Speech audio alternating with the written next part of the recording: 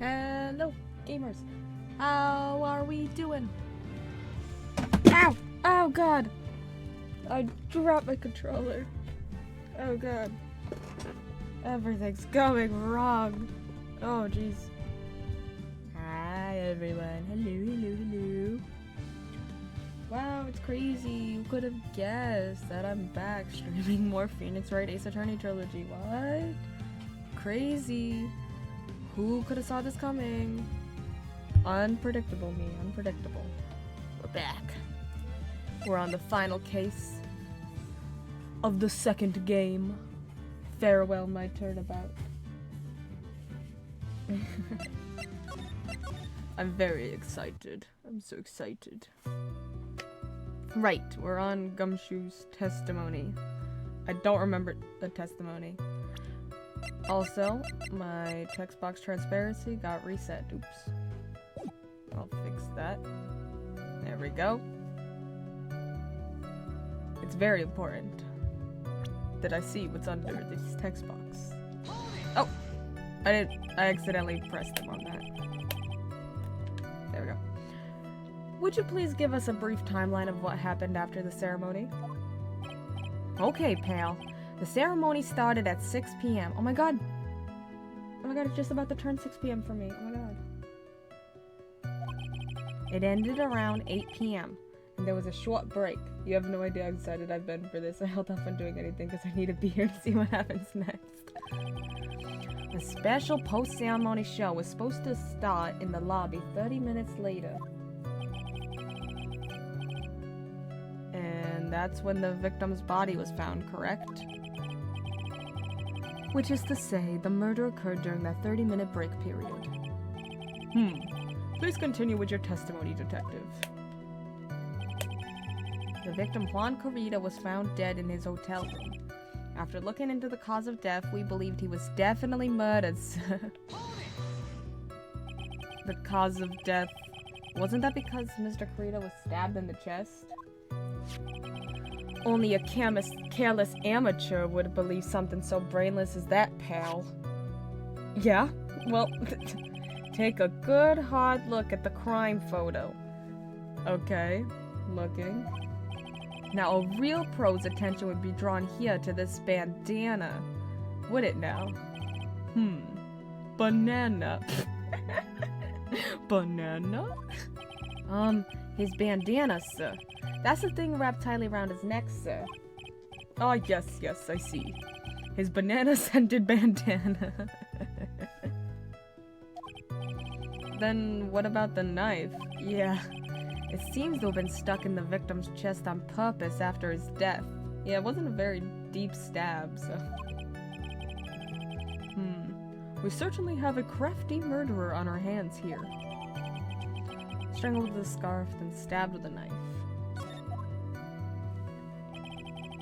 At first, we thought there was something suspicious about the empty guitar case. Why is it not suspicious? And why did you think that? Because it was empty, pal. The Jammin' Ninja doesn't go anywhere without his bright red guitar. And we couldn't find it anywhere at the scene of the crime. Oh, then how about this theory? A fan really wanted the guitar and did the crime to get it. How's that? That crazy good theory. It's actually a nice theory. It's the smartest thing the judge has ever said. So crafty they left their fingerprints. Yeah. We thought of that too, but the only fingerprints on the guitar case were the victims. Only the victims, huh? I see. So much for my theory, then.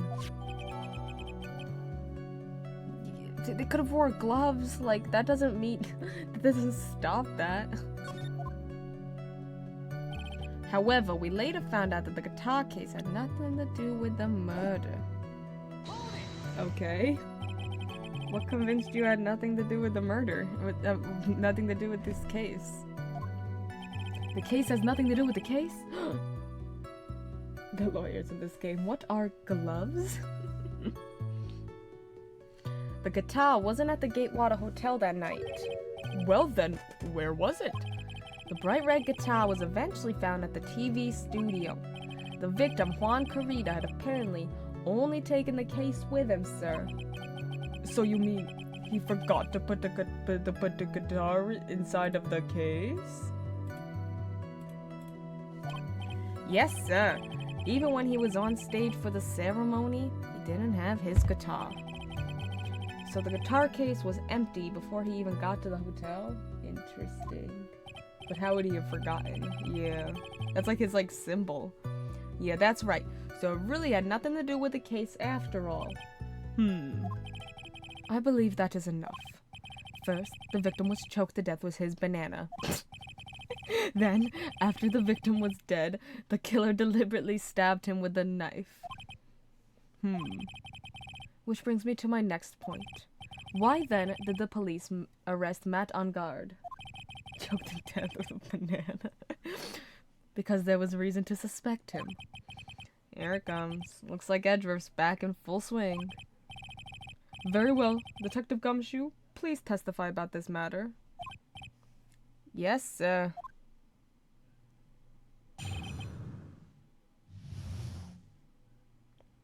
Why arrest on guard? Matt on guard and Juan Carita were huge rivals with each other. Let him cook Phoenix. They each thought that the other guy was in his way. That's motive enough in my book. As for evidence, there's the Jammin' Ninja's button. It was ripped off of the ninja costume and was found in Mr. On Guard's Hakama. The defendant's fingerprints were also all over the knife. The defendant bought the knife for the crime, which makes this a premeditated murder.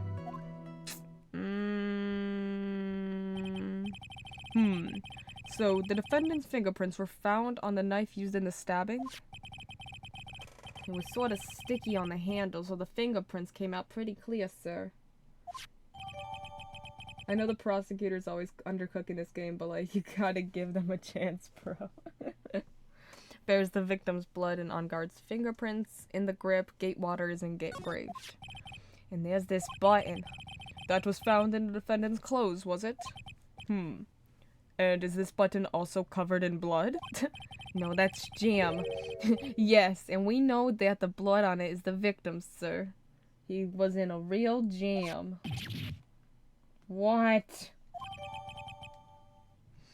Gemma Ninja's button was ripped away from his costume, is covered in Kurita's blood, found in on-guard's Hakama.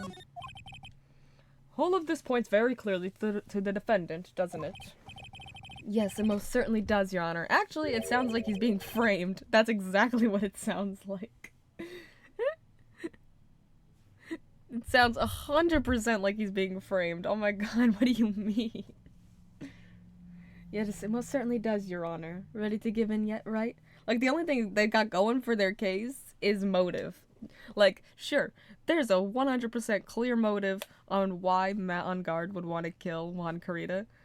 But, like, all these evidence they have doesn't sound like real evidence. It sounds like being obviously framed. Like, oh, look at this giant button that's in my pants for some reason. And also, not the actual murder weapon doesn't have his fingerprints on it, but the one that was stabbed into him after does. Like, that's crazy. It's like, no way does it sound like On Guard did it. And in fact, it actually shows that he's kind of innocent. Yes, it most certainly does, Your Honor. Ready to give in yet, right? I'll find the hole in your argument somehow. Okay, Phoenix. No! Why would he say that after Phoenix says that? No, why did he do that? I don't want to read that.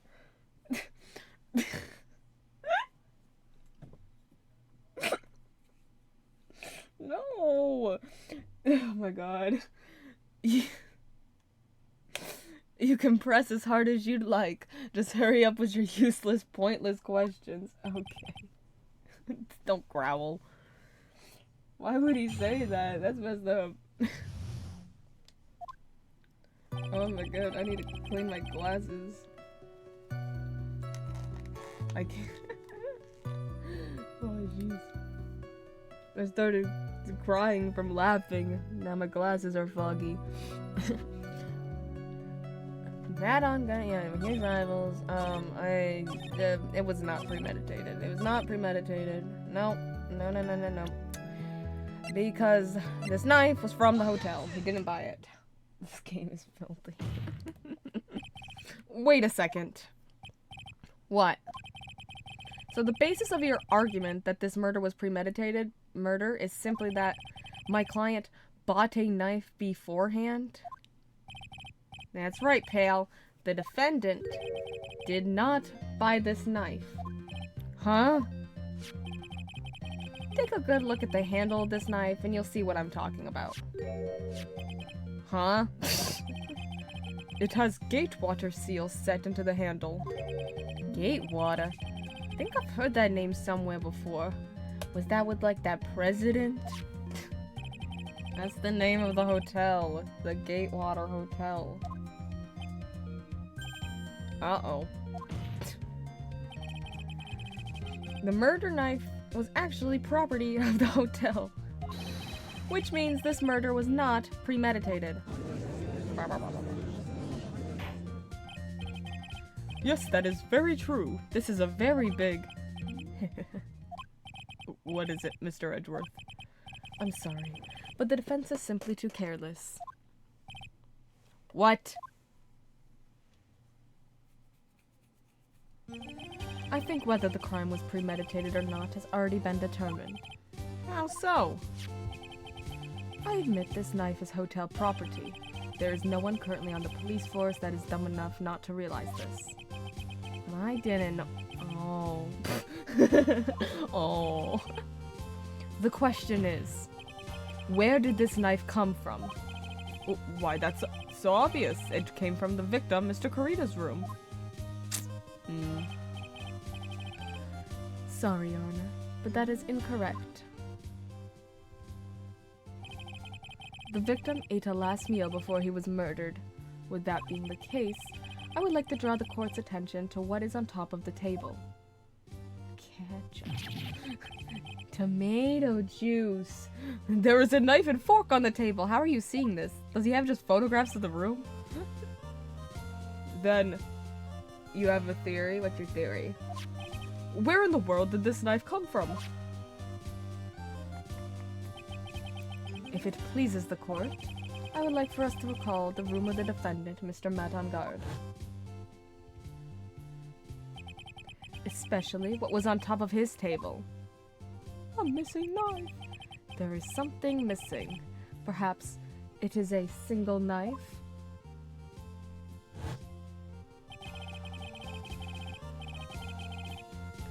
We investigated the leftover dishes for fingerprints, and while we were investigating, we came to the conclusion that Mr. Matt on guard's knife was missing.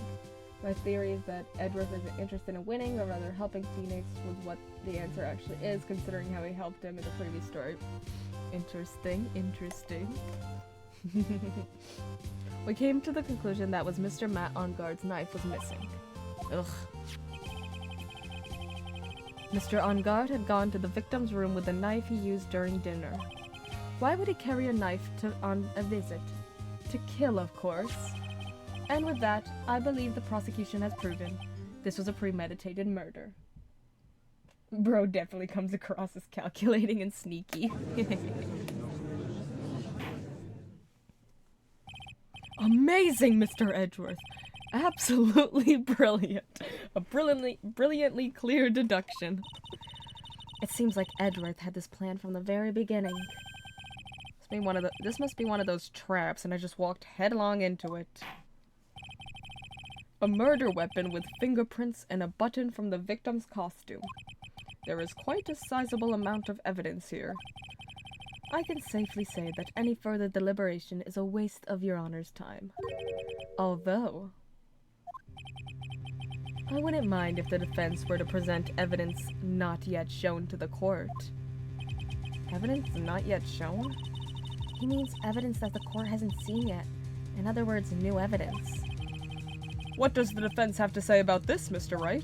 What are you talking about with your riddles? Well, Phoenix. The judge is favoring the prosecution right now. If we answer with something wrong here, that gavel of his will be ringing out to the sound of our defeat. Mr. Wright, do you have something important and necessary to present to this court? Apparently. There's one piece of evidence that catches my attention. Something that this court has yet to see. Mr. Wright, I will say this one more time. I do not feel this trial needs to continue at all. I feel like it does. Nothing's really been proven. However, I'm giving you one chance and only one. How did Edward know Phoenix has something of value? Because he's Edward. He knows everything. What the judge is saying, right, is don't try pulling one of your usual bluffs here. If I mess this up, it's curtains for all of us. Oh my god! I guess so. I guess there is only one chance. You may now present... one moment. One and only one piece of evidence. Now then, what is this important evidence that you must show to the court? Assuming it's the wine glass, because we haven't brought that up yet. I'm scared to click it though. And it's weird. The wine glass is very weird. This is a wine glass, is it not? Please look at the photo of the crime scene one more time. The scene is a mess because of the victim's struggle against his assailant. The vase was broken, his makeup is all over the floor. These are all things that were, at one point, sitting on top of the dresser. Well, yes, I see your point. However, this glass that is sitting on top of the dresser is mysteriously untouched. The only thing that had not fallen over, along with everything else, is this wine glass. This piece of evidence is more than strange enough to warrant further consideration. Well, what do you all have to say? Trial over. Well, yes, it is a little peculiar. Yeah, isn't it? I thought it was. You could stop looking at me with those puppy dog eyes of yours now. Mr. Edgeworth? What is it, Your Honor? Your opinion? You don't need my opinion, because there is no special meaning to that glass. What? It's safe to say that the glass was set there after the crime took place. By the person who discovered the body, Adrian Andrews, for example. She could have easily been so shocked that she set the glass down without thinking. That does sound very plausible, Mr. Wright. Could Miss Andrews really have set that glass down without thinking? No. No way. What? That's weird. If I appear weak here, the trial is over. I can look for my proof later. For now, I should trust my instinct and point with certainty. You see, Phoenix, I should know. After all, I am the killer. They just might fall for it if you're thought-provoking enough. The defense would like to challenge the prosecution's theory. We would like to see something that proves it was Miss Andrews who set the cup on the table. You've turned the situation on its head yet again, as usual. Edgeworth is the killer, you could say. Mr. Edgeworth, do you have any proof to back up your claim? There's no way he has any, he's just bluffing. Unlike Mr. Wright, I never say anything unless I have the evidence to support it. What? What? You have evidence? You're not thinking hard enough today, Wright. Did you think this wine glass escaped my notice? Do you think I'm an idiot? Then, of course it has been thoroughly inspected. For fingerprints. Fingerprints? What are those? There were only one set of fingerprints left on this wine glass. Only one? Well, whose were they?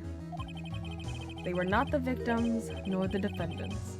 Rather, they were of one Adrian Andrews. What? What? Found next to the victim as filled with tomato juice bears Andrews' fingerprints.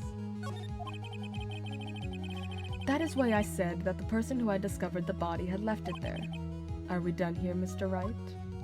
Ugh, can't believe I fell into another trap. Miss Andrews was probably holding the glass when she went to see Mr. Carita.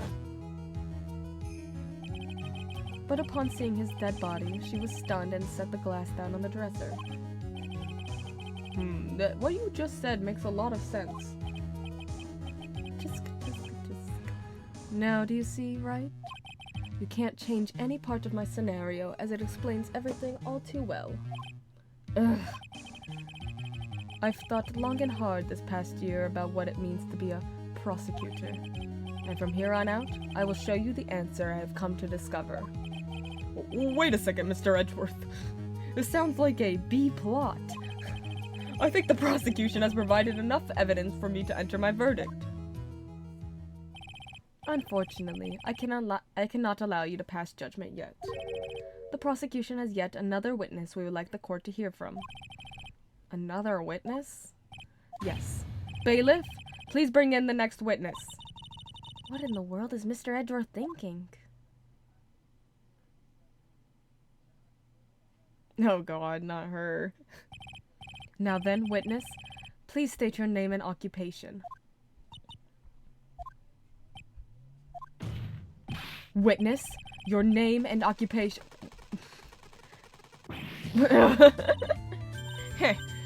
Gotcha. Ugh. Wonder what happened to that calm composure he had earlier. Oh, edgy boy. It's been, what, a year since we last met, hasn't it? You should be more happy to see me. I saw the report with her testimony, but who knew that under that helmet, it was the Wicked Witch of the witness stand. Oh, he has so much hatred for her. I tell you, this time I know what I'm supposed to do. So today I'm gonna tell you anything and everything. Even things that don't have to do with that terrible crime. Miss Witness, this terrible crime is all the court needs to know. He's so depressed. Oof. Shush, I'm talking to my dear Edgy Reggie right now. Don't interrupt us, Gramps. Yes, madam. No. Please, by all means, interrupt her, please. He's so desperate. Anyway, witness, your testimony, please. It's true what they say, that youth are hot-headed nowadays. Not that I mind it all, Edgy. Now then, what should I start with? The witness was on security detail at the hotel on the night of the murder. Is this correct, Miss Oldbag? It was a great job being able to see my dearie Juan. It was almost too much for my little heart to handle. You mean you were a fan of the victim? Look, everyone is crazy over that on guard saying he's cute in a fresh way or something. Well, he is. I think he's cute, but not me.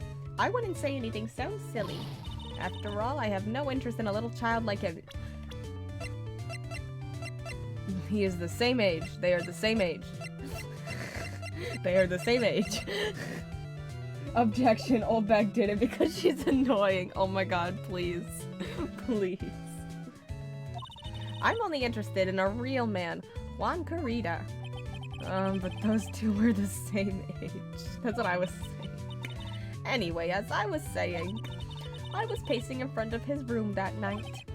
Very well. Please tell the court what you witnessed the night of the murder. Leave it to me, Edgy Poo. Oh my god. She's the worst. What you witnessed? Anyway, after the ceremony, I went to pace around in the hallway in front of his room. Totally normal. There was something I was interested in finding out, you know. Well, since I was on the job, I made sure to keep a good eye out the whole time. The only difference is one aged significantly worse. Yeah, he looks rough. Like Matt on guard looks like young and pretty, and then the one looks so old. That's when someone showed up. It was a man coming out of poor Juan's room. It was On Guard. Matt On Guard. He was trying to sneak his way out of Juan's room. Wrinkles at 21. Goddamn, iron that boy. So Mr. On Guard came out of the victim's room. See, it has to be him. He's the murderer. I see. Very well, Mr. Wright. You may begin your cross-examination. His hair is going gray.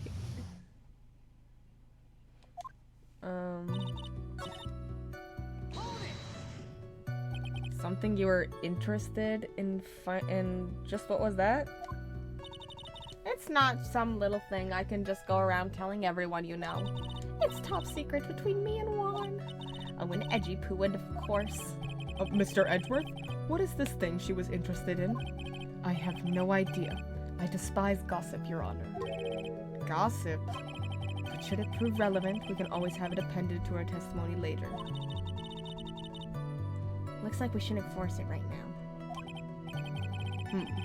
And did the witness stay in the vicinity of the victim's door the entire time?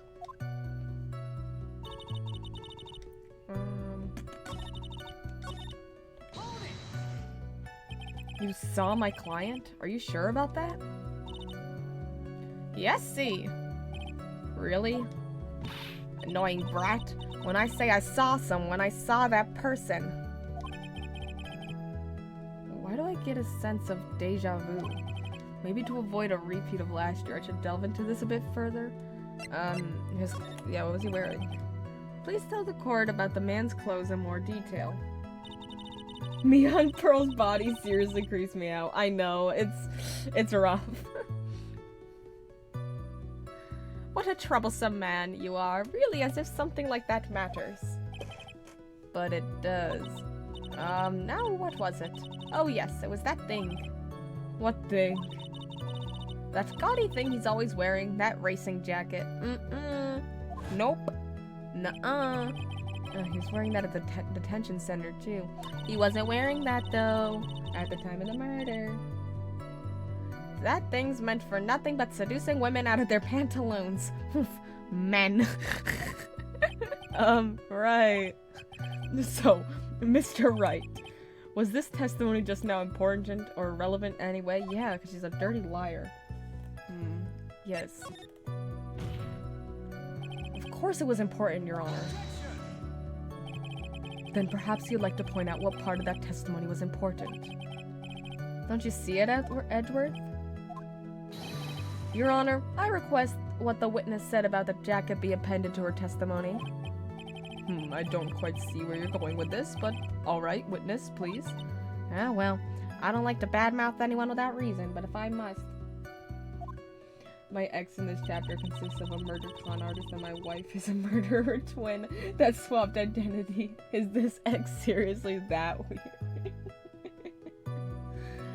He's wearing his flashy racing jackets. Honestly, it's all just for show. No, he wasn't. The button was found in his akama. He was wearing the samurai outfit. Miss Oldbag? What? Don't say my name for no reason. Do you know what this is?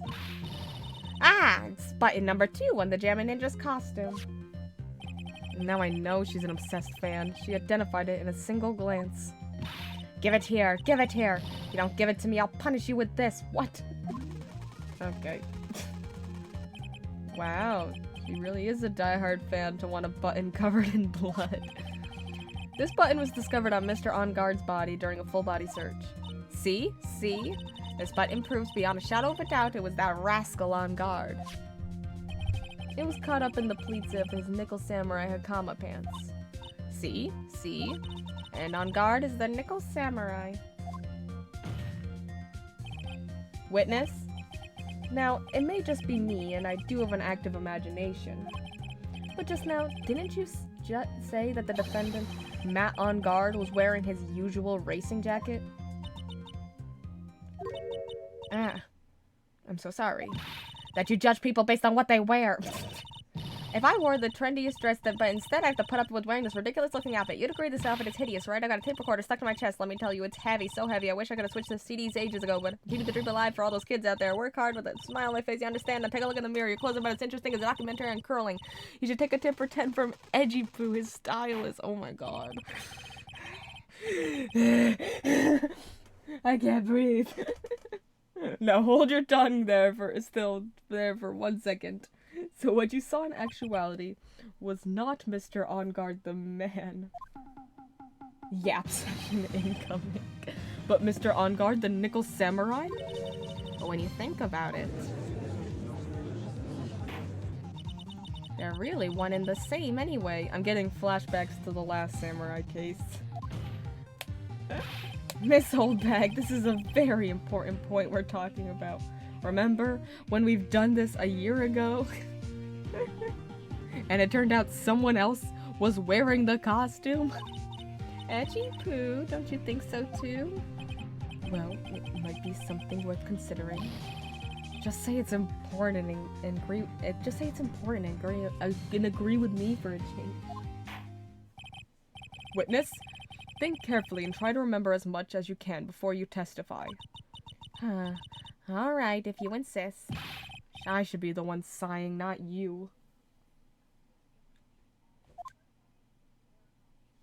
Everyone knows the last chapter isn't canon because he got swapped out by an imposter.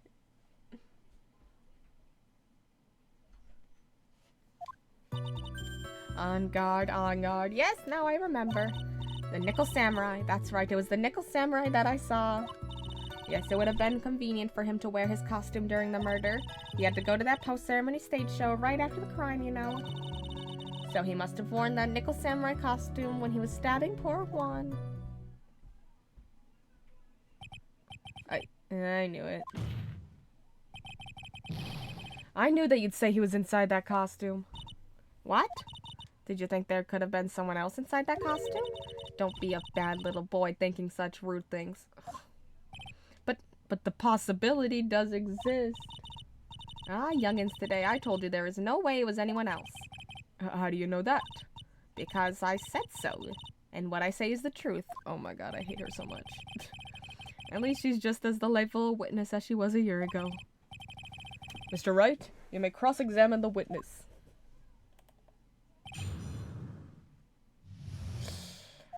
Okay. Be a little more careful with your testimony, please. Not too long ago, you said he was wearing his racing jacket, and now he's not. Not too long ago. Then let me ask you this.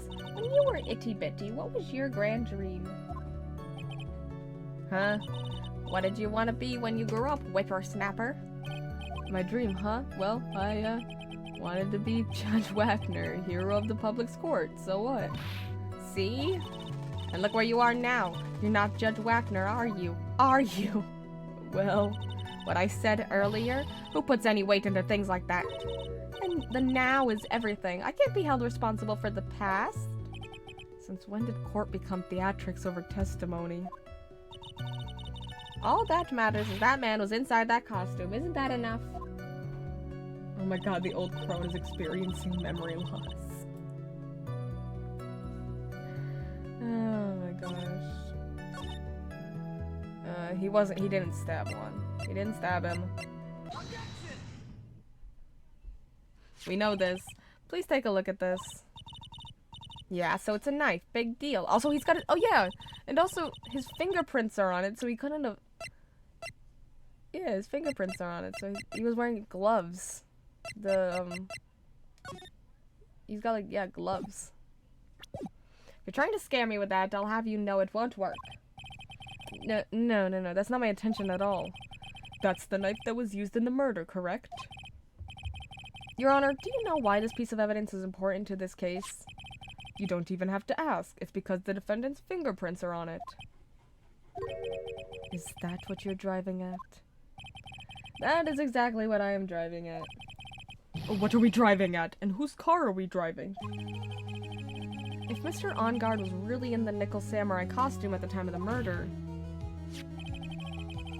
then it's impossible for his fingerprints to have been left on this knife. Actually, he would have wiped all the previous fingerprints on this knife right off. Oh, that's right. The Nickel Samurai wears gloves, doesn't he? He probably took his gloves off before he began the stabbing. Now, why would he do that? To leave fingerprints? That's the stupidest thing you've ever said. Yeah, why would he do That's what I just said. Me and Phoenix are on the same wavelength. Wait, with that glove, could he just not shove his hand through the victim's chest with those spiky fingers, right? And why would he do something like that? To leave his prints on the murder weapon, which is not even really the murder weapon? We've already discussed this. There's no way he would do something like that. However, there is one possibility. Then let's hear your possibility. It's very simple. The defendant went to the victim's room while in costume as the Nickel Samurai. At that time, the defendant held no intent to murder. He was probably just going to relax and talk with the victim about the stage show. Which is why he took his gloves off. That makes no sense. But the murder still did take place. We need you in court right now. You're clearly a defendant genius. If I was in this court, Matt Arngard would have been proven innocent 10 hours ago. It's well known that there was bad blood between the defendant and the victim. Yes, I've heard that before. Did Edward lose the rest of his brain cells when he left the country? Well, Mr. Wright, what do you have to say about Mr. Edgeworth's theory? It's garbage. So let me get this straight. Edgeworth's theory goes like this. When the defendant went to the victim's room, he had no intention of killing him. That's not what you said earlier. That throws your entire case out the window, Edgeworth. Yeah, there's a big contradiction. This theory contradicts something in an earlier testimony. What are you babbling about? Now, for argument's sake, let's suppose Mr. On Guard was the killer. If that's the case, I think it's possible for the killer to have gone to the victim's room without intent.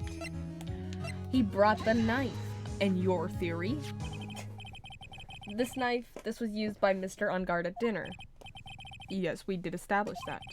Which means that if my client was in fact the killer, then he brought this knife with him when he went to visit Mr. Kurita. I suppose. However, you just said it yourself. At that time, the defendant held no intent to murder. That's a request, by the way. I needed the defense attorney and I'm broke. I got you, I got you. I got you, Matt.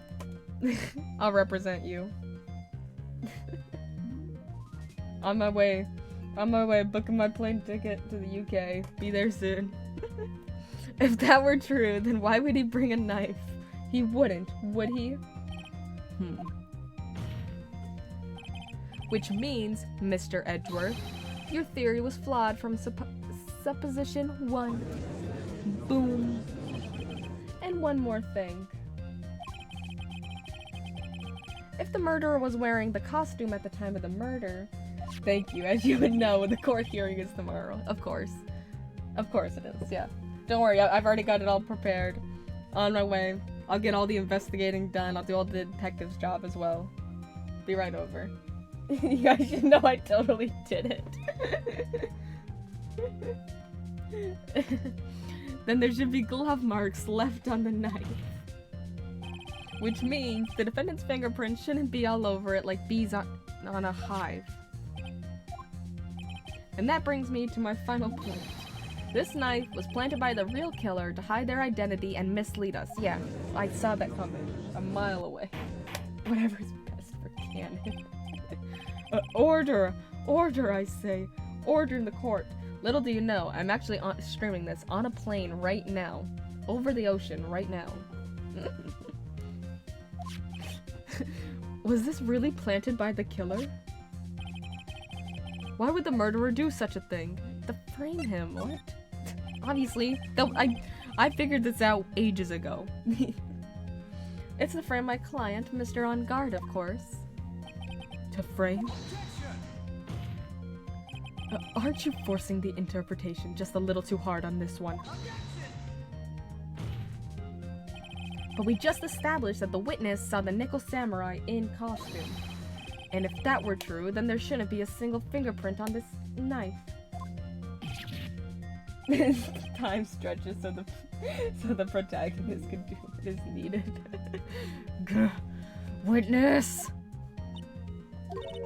Looks like I've made your life a tiny bit more difficult, huh, Edgy Poo? Witness, did you or did you not really see the steel samurai? Dang it. No, not the steel samurai. Nickel samurai. Nickel samurai. Time stops for no one except for me. Oh, I didn't see what you said. Are you saying you mixed up Mr. On Guard with the Nickel Samurai, his character on TV? But I mean, I can't really do anything about that now. Look, I was waiting around in front of their doors because, well, I wasn't waiting around for the Nickel Samurai, that's for sure. She wasn't waiting for the Nickel Samurai? Alright then, who were you waiting around for then? That's top secret to anyone outside of security. I have a feeling that you were waiting for Mr. Juan Carita. Am I correct, witness? The way you think, you are a sad amateur with a terrible case of nearsightedness. She's the killer. Maybe he refused to be in a relationship with her. Amateur? Me? What am I an amateur of? So Old Bag was waiting around in front of the victim's room. But it doesn't sound like she was waiting to catch a glimpse of Mr. Carita. Not a circus situation again. Maybe. Phoenix. Maybe that Old Bag was waiting around for that person. Mia, why don't you just tell me instead of having me figure it out? If it's who I think Mia's hinting at, it's certainly possible. Miss Old Bag, you were waiting for this person to come out of the victim's room, weren't you? It's gotta be Adrian, right? Because of the scandal. Celestine Pex. Who is this person? This is Adrian Andrews, Mr. On Guard's manager. But why would the defendant's manager be in the victim's room? Well, Judge. It seems that this is the latest rumor in circulation, Your Honor. Oh, this is... Well, this is... Ah, I see. The judge seems to be really into the article, if it can be called such a thing. Then, this manager with the initials AA, are you saying it's Adrian Andrews. Without a doubt, the witness thought so as well. Looks like you found me out. Well, that's fine. I could throw away this whole sworn to confidentiality stuff then. Witness? What in the world are you... Watch out, Phoenix. Got a bad feeling about this. Very bad feelings. The judge is getting a little excited.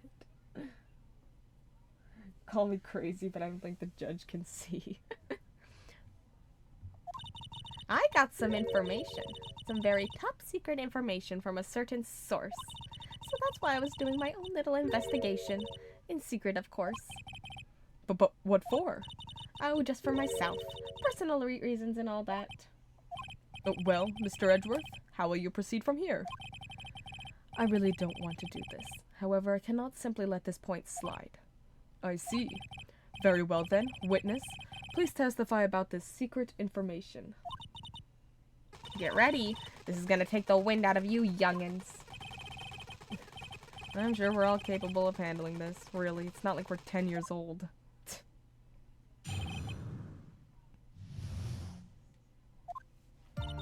That on guard is one evil, evil man. Oh, I've heard. He thought he could ruin poor Juan by causing a huge scandal. So to do that, he sent his own manager to get it in close with Juan. I cannot condone such dirty tricks, so I took action. Oh, and this is top secret, you got that? Nobody else but you and me know yet, okay? The defendant sent his manager? What a distasteful topic for this court. Let's get back to talking about murder. What? Nobody's above gossip. And isn't there a saying? The truth is never pleasant. Never heard that one before. Mr. Edgeworth, what about this Adrian Andrews person? We have looked into this matter and found that the truth the article proposes is, in fact, baseless gossip. But should this be true, then this proves that the defendant did bear ill will towards the victim. So this means I have to smash this rumor once and for all. Now then, Mr. Wright, you may cross-examine the witness. What about the entire crowd in the court? Be careful. The old bag seems rather excited right now. That's right. On guard is nothing but your average foul-blooded youth. Well, as the old saying goes, you gotta burn old bags with fire. You have to what this rumor? Time to fire up the afterburners and hit the highway to the danger zone. Okay, Phoenix. Okay.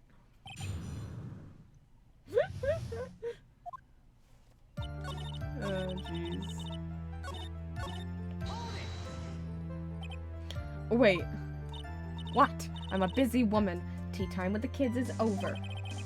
Secret information that no one else knows yet? If that's true, then how do you know this secret information? Huh? Well, that's because I'm a pro. Yes, that's it. It's a secret. Even if you drill the hole into my brain, you'll never find out. How in the world did that old bat get such a secret piece of information? Oh, I think I know. So, no one else is supposed to know this secret information, correct? If that's true, then why do you know it, Miss Old Bag? Love that song.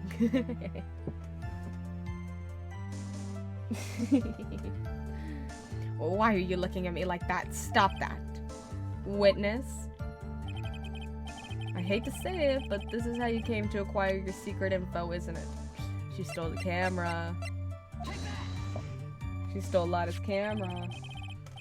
The investigative photographer, Lotta Hart. Oh yes, I remember that mischievous girl. She reported that she had lost a certain note she had written to herself. She reported such a thing? On that piece of paper, she had written down some of her outrageous impressions. No, Lotta, how could you? About the relationship between the victim and Miss Andrews. What?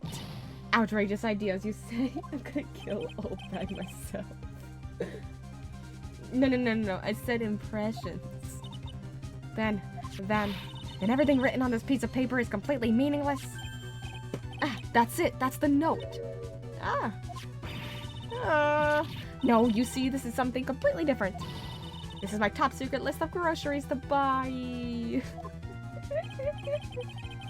Get off her camera. Then you are the one who took Miss Hart's note? I'm a huge fan of Juan's, that's why. That infamous puffy-haired whippersnapper.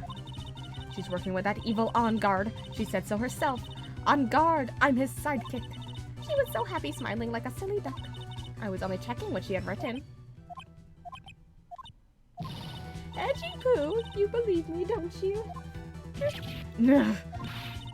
I was only trying to help out like the angel I am. It's only one little piece of paper. I've never taken anything else before.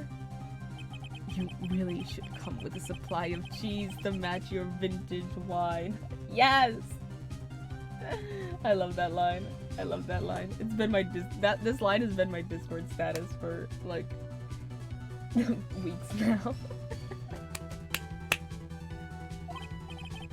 Well, it was only a piece of paper. I suppose we can overlook this just this once.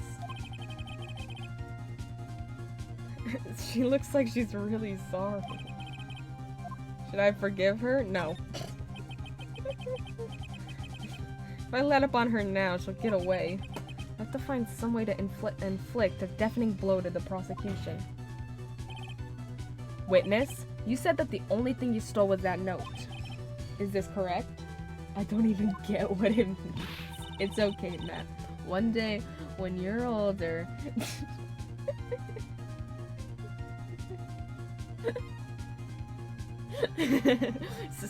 Stole? Why don't you listen more carefully, you annoying brat? I saved this piece of paper from the terrible, lonely trash can, that's all. You're lying, damn it, and I can prove it. Okay. You're putting my credibility under scrutiny again. Miss Olbeck, I don't believe that the note is the only thing you stole that night.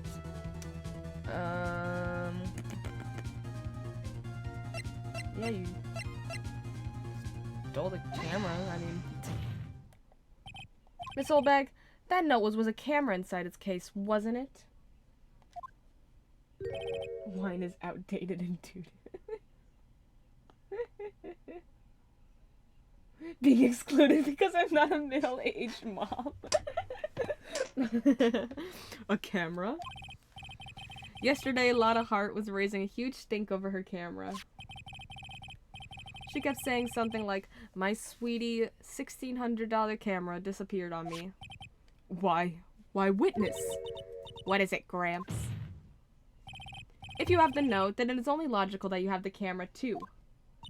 Ugh. Looks like you found me out again, Sonny. Is this the camera you're looking for? That's... What? Even though I look like this, I'm still a person, you know. I still eat meals like you, I fall in love and borrow things from people. I think your definition of borrow is a little off. I saw that woman's business card, and that's when I noticed it said, Slime Bag Celebrity Photographer Extraordinaire. Well, when I saw that, I had to know what sort of picture she had taken. I'm a professional security guard. It's my business to know these things. Bailiff, check this camera's photos. Hurry. We must examine them at once. Is she getting arrested for this? Because that's illegal. You think she would. But I doubt it. I highly doubt it. Well, Mr. Edgeworth, what do we have here? There is only one photo that seems to be relevant to this case. Please present it to the court. Ooh. It's the Nickel Samurai! This is the Nickel Samurai! See, I told you. That's the guy I saw. This proves that the witness was not lying earlier about this matter. Lotta's photo added to the court record. Picture taken in the hallway right after the murder. What does all this mean, Mr. Edgeworth? This photo by itself does not prove that the person in it is the defendant. However, in his own confession, Mr. On Guard clearly stated that at the time of the murder, he was still in his Nickel Samurai costume. Bedayut? That's illegal. What is it? Bedayut? I don't know. What is it? Please, tell the court. What is a bedayut? If that's the case, then this nickel samurai is... the defendant.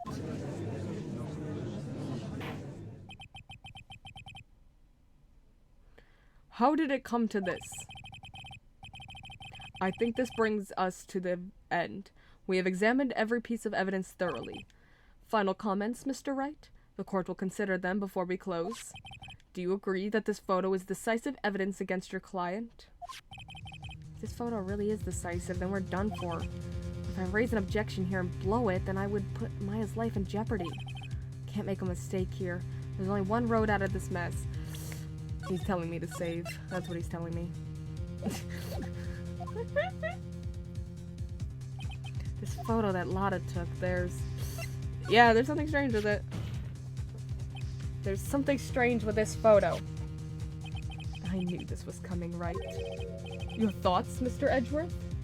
It is German for matters, apparently. Interesting. Now we know. Now we all know. Though I have my doubts. I think we can all agree there is nothing strange with this photo. There's no way for the defense to debunk this photo, even with a bunker buster. Debunk with a bunker buster? Is that what you're planning to do, Mr. Wright? What? Anyway, please look at this photo one more time. Oh, absolutely.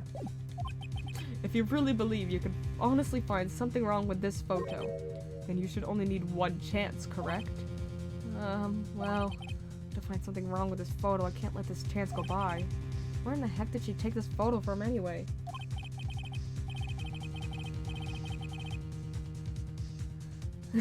Though I have my doubts, not that it's big dudes. It's all out of focus. Why can't you take a good shot, especially when it counts? Wow. Wow. Roastin' Lotta. Now then, let's hear your objection. What about this photo is strange? Oh my god. The pants are too long.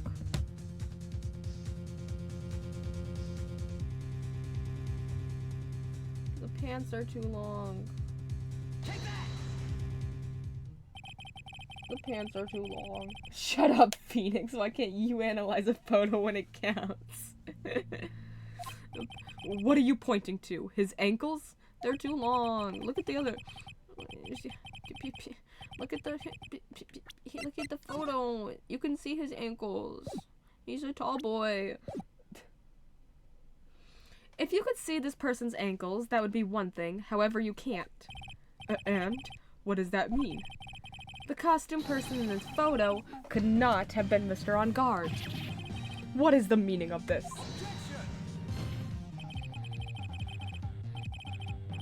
You gotta admit how weird it is that Lotta showed up at the time for 3 different murders to occur. To be fair, Phoenix has also showed up at places where 3 different murders occurred, so...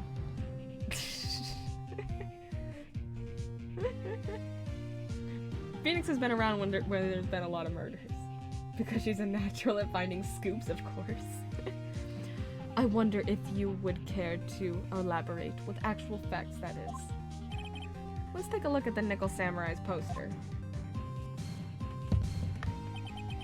Please pay particular attention to the area around the bottom of the hakama. His socks! You can see his socks! How scandalous! Because she's a pro for the indie scene. Exactly, however in this photo, the Nickel Samurai is clearly holding his hakama up just to walk. There is only one explanation for this. The person inside this costume is clearly much shorter than the defendant. We're looking for a short king. Can I get a short king in the court? Alright, I think I've turned things around for myself this time. That's curious. Huh? What is? Edgeworth is unusually calm today. It's like he doesn't care. That's true. He's just letting the trial run itself, as if he's only along for the ride. Wait, I killed him? Along for the ride? What do you mean by that? I can only guess that perhaps he doesn't feel under attack at all. He doesn't feel under attack? Then I haven't damaged his case at all? Mr. Edgeworth, where does this leave us? If the person in this photo is not Matt on guard, then everything the prosecution has tried to prove has become meaningless.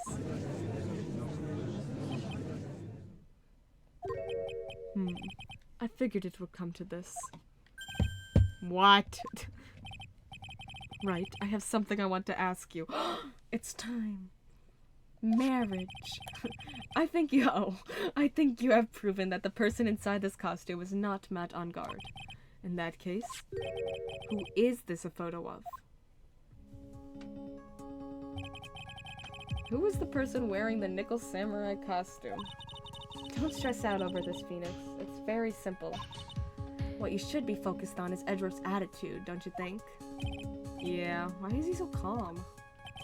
Ooh, Mr. Wright, let's hear your thoughts. Who is the person in this photograph? Who's small? Pearl Fay! No. You're tiny. We've made lots of points about you being tiny. Adrian Andrews? If you want to know who that nickel samurai is, it is none other than this woman. And why would you say it must be Miss Andrews? What in the world points you to her? Well, she's tiny. For starters, she's short. I'm really connected with Phoenix in this case. We're one and the same, me and him. And she can freely move in and out of Mr. OnGuard's room. Finally, she had dinner with Mr. OnGuard that night. And how does that all add up? It means that it makes it very easy for her to get a certain item. A certain knife with Mr. OnGuard's fingerprints all over it. The knife that was used as a murder weapon? Why don't you just say what it is you want, Wright? You. I have to do this now. This is my last chance to turn things around. I want you. The defense moves to indict Miss Adrian Andrews in the murder of Juan Carrera. It was Miss Andrews who tried to frame the defendant for the crime. Got her. Order! Order! Order!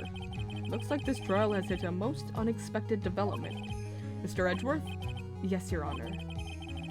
This court is issuing a subpoena for Miss Adrian Andrews. A verdict cannot be passed without first hearing her testimony. Alright, this is it. This is kind of bad for us. Huh? What do you mean?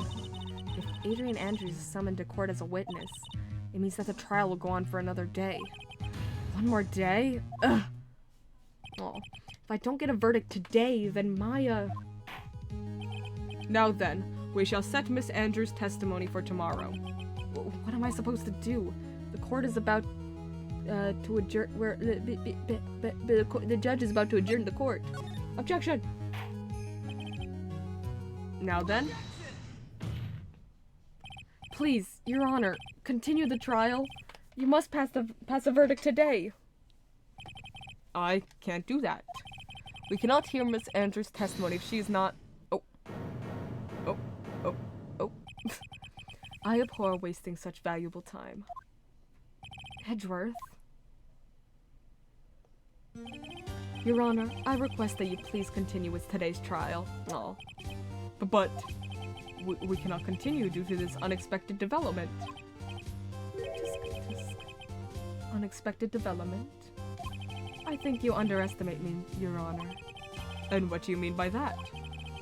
That Mr. Phoenix Wright would slave his way to subpoenaing Miss Adrian Andrews is all happening according to plan. Even if Wright was a bit slow to catch on. What?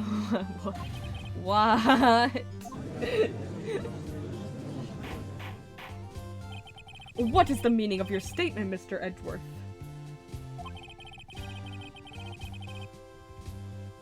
Miss Adrian Andrews is currently waiting in the prosecution's lobby. She is the next witness. Everything was planned out in advance by that man? Somehow I knew there was no way Edgeworth would overlook Miss Andrews. Looks like this battle is far from over. Exactly. Very well. We will call the next witness. However, before we proceed, we shall take a 10-minute recess. Please prepare your witness in that time, Mr. Edgeworth. The court will now take a 10-minute recess. To be continued. Edgeworth, be careful. Phoenix is gonna take this out on you tonight. Oh my gosh.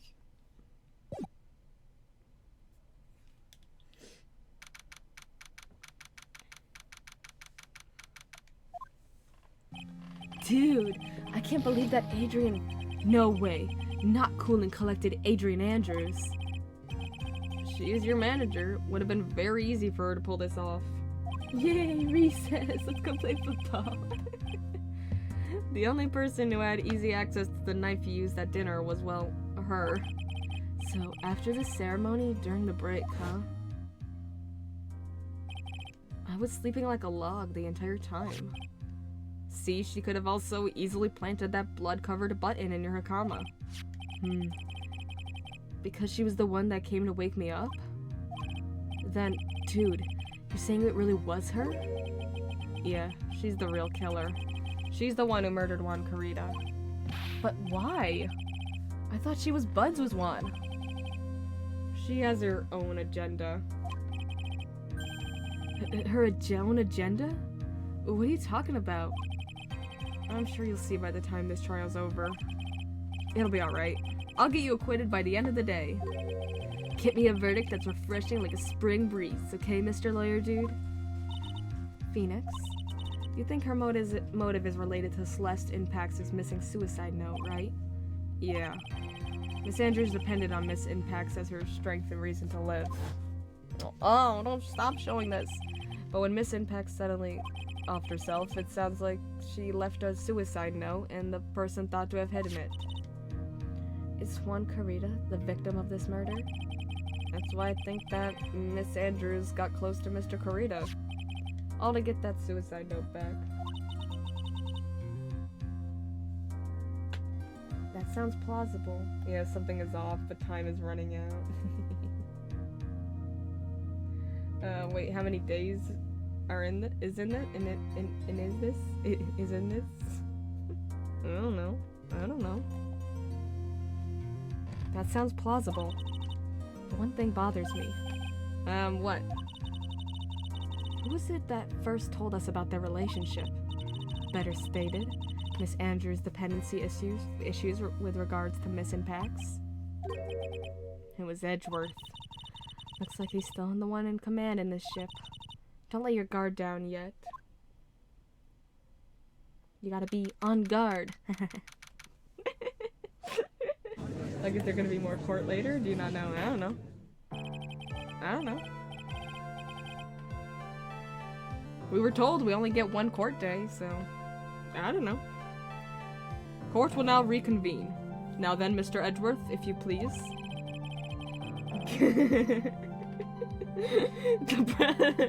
Thanks.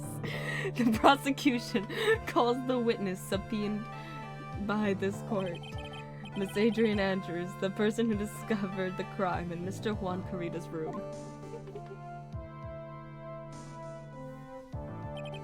What is your occupation? I am the manager of the defendant in this case, Mr. Matangard. I see.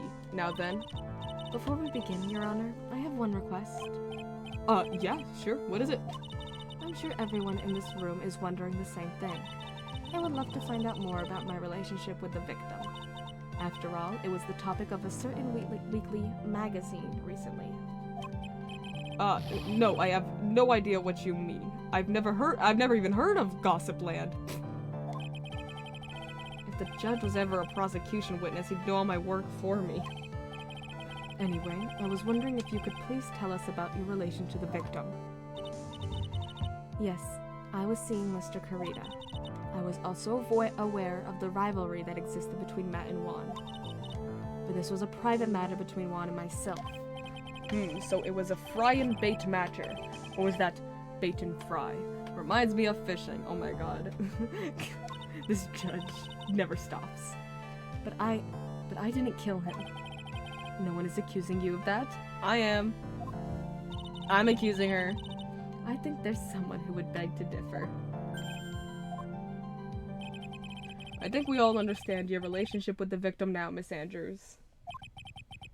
Very well then, witness. Please testify to the court about what happened when you discovered the murder that had taken place. That's sus to me, for real. Something is missing. It was time for the show to start, so I went to get Matt from his room. After that, I went to Juan's room, and there was his dead body. I was in shock. What I saw was, naturally, the exact same scene as in the crime scene photo. I felt as though I was about to faint, so I poured myself a glass of juice. You poured yourself a glass of juice? That's weird. Yes, sadly, I didn't remember not to touch things at the scene of a crime. And I disturbed the crime scene by moving this one thing. And that is when the fingerprints on the wine glass were made, Your Honor. I see. Well, Mr. Wright, you may cross-examine the witness. Phoenix. She is one cool and collected customer, and she has the brains to match. Yeah, I know. In order to catch a person like her, you have to avoid head-on confrontations.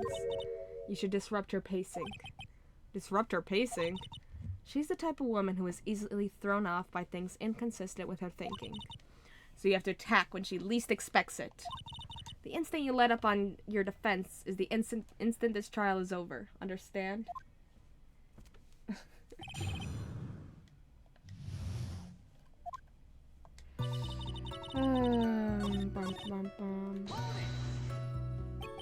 You were in shock? What? Was I not supposed to be? Miss Andrews is a very calculating person, and despite how close they were, I doubt she had romantic feelings for Mr. Kurita. She's clearly a lesbian, Your Honor. And anyone randomly stumbling upon a dead body would be in shock.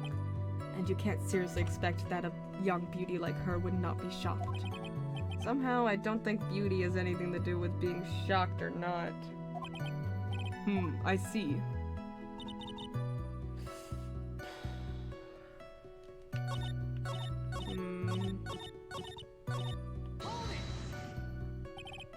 RKO out of nowhere, the Viper has done it again. Juice? Yes, there was a bottle of tomato juice on the table, so I helped myself. But you didn't drink any of it, did you? It does, Phoenix. I'm always completely calm. Huh? There were no lip marks left on this wine glass to suggest that anyone drank from it. I wasn't feeling terribly great, so I set the glass down without drinking it. Miss Andrews, I would like to confirm with you one more time. When you discovered the dead body of Juan Kurita, you were in great shock. And that's when you poured yourself the glass of juice, correct? Flip my hair as I said that. Thank you for the mental image. And what of it? My mind really was a complete blank at the time. Your mind was a complete blank? I didn't think that was possible for you. Aren't you rude today? I was so dazed that I made one careless mistake. That one thing. What one thing? Never mind. It's no big deal. The one thing was murder. What was she starting to say just now? Miss Andrews, I'm convinced that, as you said, you made a mistake at the scene of the crime. What I really want to know is what this mistake was. Gotta let the fans know what's up. Actually, so would I. I'm sorry, it's kind of embarrassing. When I set the glass down on the dresser, I accidentally knocked the flower vase over. Flower vase? What is that? Are you talking about the one on the floor in the crime photo? Yes, Matt. Oh, you were answering the fans. Yes, I'm your #1 fan. I'm right here. Hi. #1 fan. This mess of glass shards? This mess of glass shards? It was originally on top of the dresser. Yippee! But when I bumped into it with my elbow, it fell onto the guitar case. Why did you withhold such an important piece of information? I'm sorry. I thought that since the crime scene was already in disarray, that people would simply assume the vase was just another part of the mess.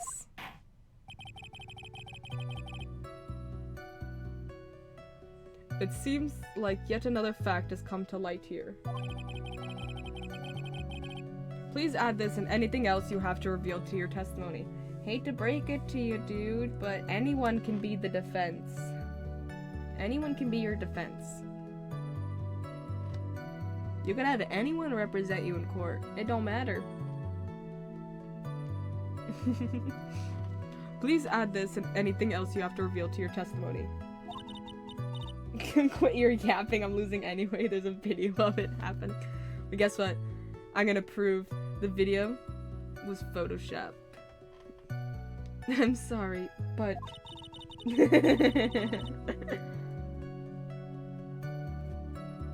It sounds a bit silly, that's a strong bias. It's... when you're being represented, it doesn't matter. Bias doesn't matter. Bias only matters in jury and judge. There can't be bias there. But legally, you can have literally anyone you want represent you. It don't matter. I have nothing more to add. I didn't touch anything else. The legal system is built on money, not justice. Yeah. I was the one who knocked the flower vase over where it fell onto the guitar case. No. The guitar case was... yeah, empty. There's water, but only on the top, and it was... yeah. It was open at the crime scene. You testified that you knocked the flower vase over, is this correct? Yes. The defendant and prosecutors have to be biased. It's in their job description. Yeah, literally. It is in their job description to be biased. There will be bias towards their client. And are you sure it fell onto the guitar case? Is there some problem with what I said? It's not some problem, it's a major problem. It's true that the top of the guitar case was wet with water. However, that's exactly what is so strange. Miss Andrews, you testified that the vase fell onto the guitar case. However, if that was true, the case should have gotten wet on the inside, not the outside.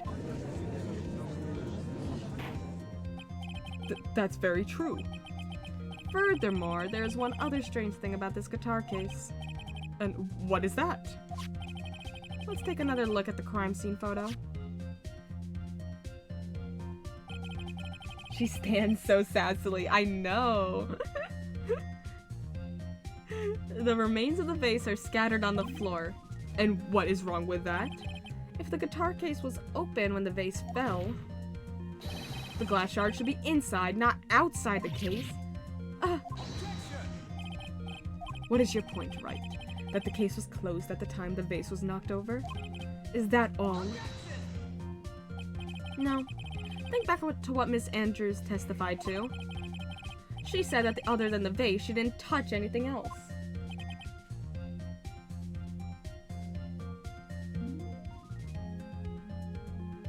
I'm aware of that, but I don't know about this on personal level. Sounds a bit It really, you can represent yourself in court. That's the most biased you can be. Bias doesn't matter with lawyers. It's actually better if your lawyer has a strong bias towards you. That means they're gonna do better to represent you. It doesn't have any effects because they're not the ones that decides whether you're guilty or not. Either the judge or jury, depending on what legal system you have, does. Yeah, where would the bias affect them? It doesn't. It just betters the case if they like you. They'll do a better job. Yes, that's right. She did implicitly say she didn't touch the guitar case. But this whole matter with the guitar case is a dead end. The bright red guitar was found at the studio. It has no bearing on this case at all. may very well be. However, ugh, the empty guitar case does seem to have no relation to this case, doesn't it? It seems that there is no deeper meaning to the guitar case. Well, Mr. Wright, do you think we need to hear more details about the guitar case? Sure. The empty guitar case. I believe this is a crucial piece of the puzzle. Aw, yeah. I can't believe anyone reached for straws like this. But it is you.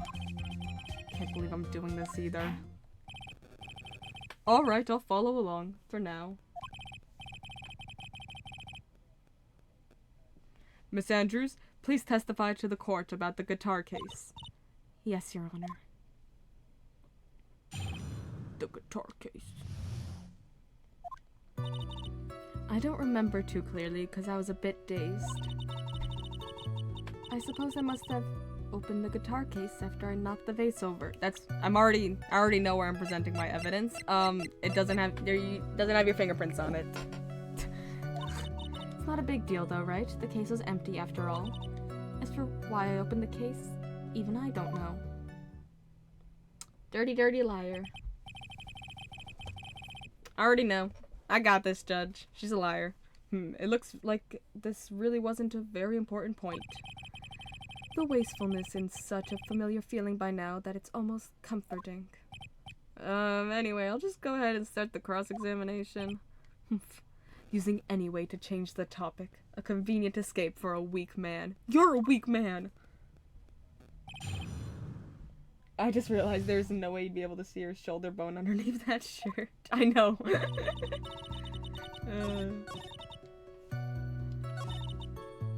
You did not open the guitar case. Unless you were wearing gloves inside the nickel samurai outfit. There's no way that you were the one who opened the guitar case.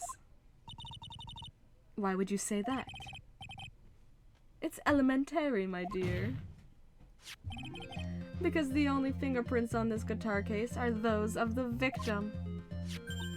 Ah. Yeah, she's so sassy. What is it, Miss Andrews? You shouldn't assume that I must have left prints just because I touched the case. What do you mean? What if I were to tell you that I was wearing gloves at the time? Nope, not at that time. Because your fingerprints are on the wine glass. Gotcha. Okay, Sherlock, sorry. The green and blue is not giving, girl. Is not given. Gloves? But why would you be wearing gloves at the time? To cover up the murder? It was the night of the awards ceremony. So of course I dressed up for the occasion. Yes, now I remember. I'm almost sure I was wearing a pair of thin gloves. I see. Well, Mr. Wright, it seems the witness was wearing gloves at the scene of the crime. Yeah, that she's a liar. You were wearing gloves? Isn't that a little strange? Why is that strange? Do you have something that would prove I was not wearing gloves at the time? Yeah, your fingerprints are on the wine glass, lady. I have your proof right here. This wine glass. The wine glass? You left your fingerprints very clearly on this wine glass. Even if you took your gloves off when you poured yourself this glass of juice.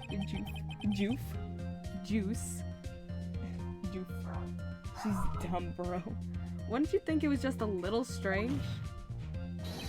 That you put your gloves back on just to open the guitar case? Oh, her glass. Her glasses broke, but then they magically appeared again? Order, order, order. Looks like you hit the nail on the head this time. What do you mean? I believe that guitar case plays a very important role here. But it's just an empty guitar case. I wonder if it really was empty, though. But the guitar, the bright red guitar was at the studio. Apparently her glasses exploding is a regular occurrence. She has a full bag of them, presumably. She has a belt of glasses. Phoenix, drop all of your presumptions. What was in the guitar case? What was in the guitar case was not the bright red guitar. You don't mean it was a bright white guitar? Wait, that's not right either. Okay, Phoenix. I admit it would be unnatural for someone to do that. So, the witness was not wearing gloves, despite the fact that on the case... Your Honor, this is obviously the defense's usual misdirection tactic at work. Steer the court towards an unrelated topic and lull us all into his misguided... Money, he was playing in the streets for money. No, Your Honor, please recall that Miss Andrews had testified that the vase fell onto the guitar case. Which means that the case was closed when the crime took place.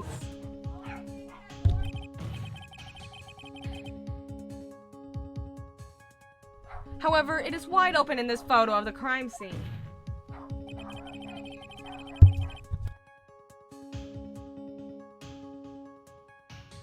Damn, Busker is ruining my music experience. I'm sure this guitar case has some relation to the murder. If you are so sure, Wright, then I'm sure you can somehow substantiate your outrageous claim, correct? Please, enlighten us as to why that guitar case has anything at all to do with this murder. Can you do that, Mr. Wright? Well, let's suppose for a second that the bright red guitar was not the only thing that could have been in the case. The bright red guitar not being the only thing? You don't mean to suggest that a bright black guitar... So, you intend to push your theory that the case was not empty? Is that it, right? I wouldn't say something I didn't intend to prove. Deflate that head of yours. You haven't proven anything yet. Now then, let's have it. What was inside this case at the time of the murder? Maya's Magatama.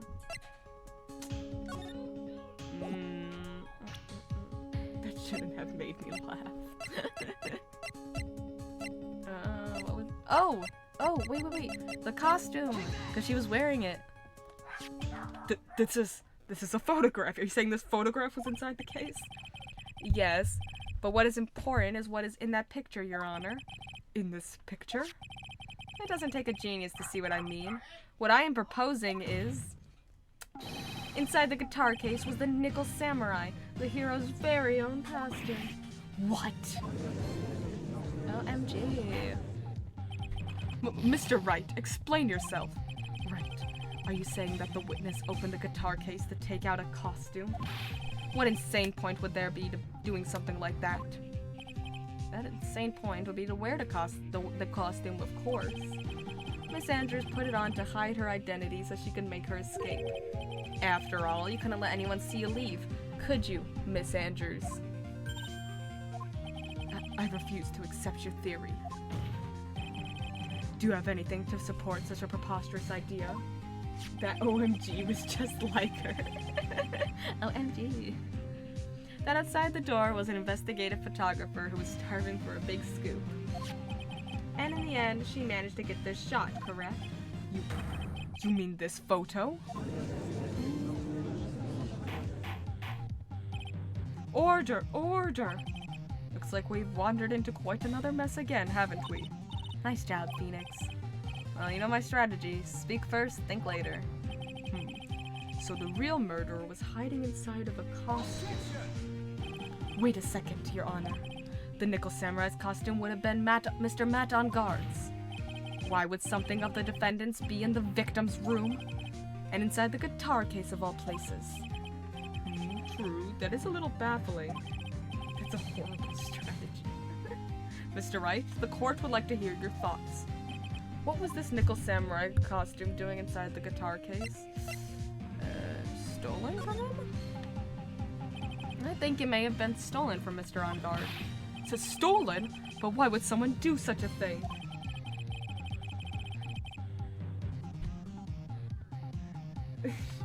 Maybe the thief wanted to interfere with the post-ceremony stage show? And so, if he didn't have his costume, then Mr. On Guard would be forced to go naked. Wait, that's not...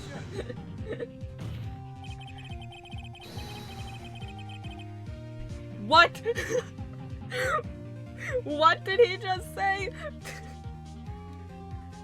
What? What?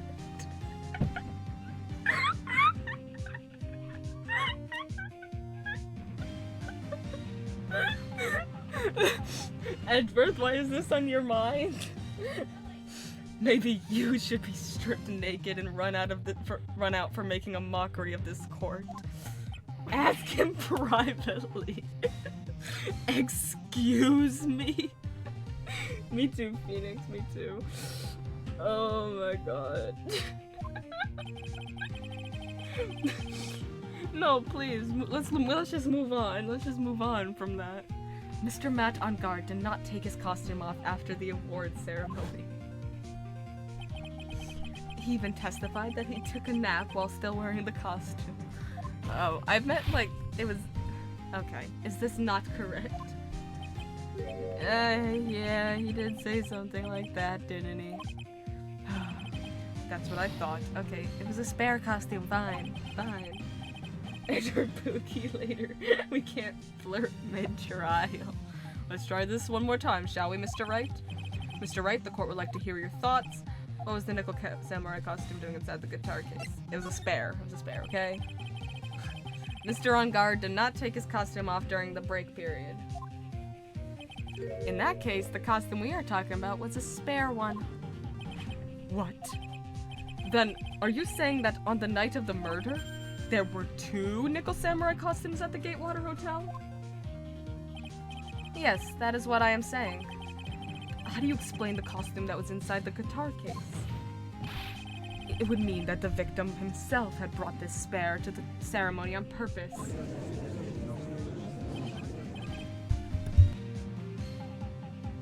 But why?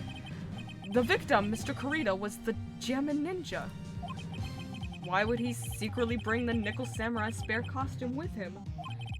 The production team would carry a spare.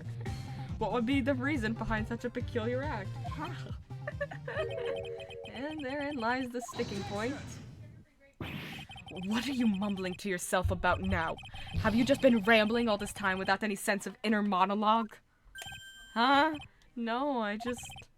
Mr. Wright, please explain yourself. Why do you think the victim had the nickel samurai spare costume? Phoenix, are you sure you can explain this one? Think carefully before you answer, and then answer with gusto. I believe in you. Alright, this is what I think. The reason the victim brought the nickel samurai spare costume to the hotel was...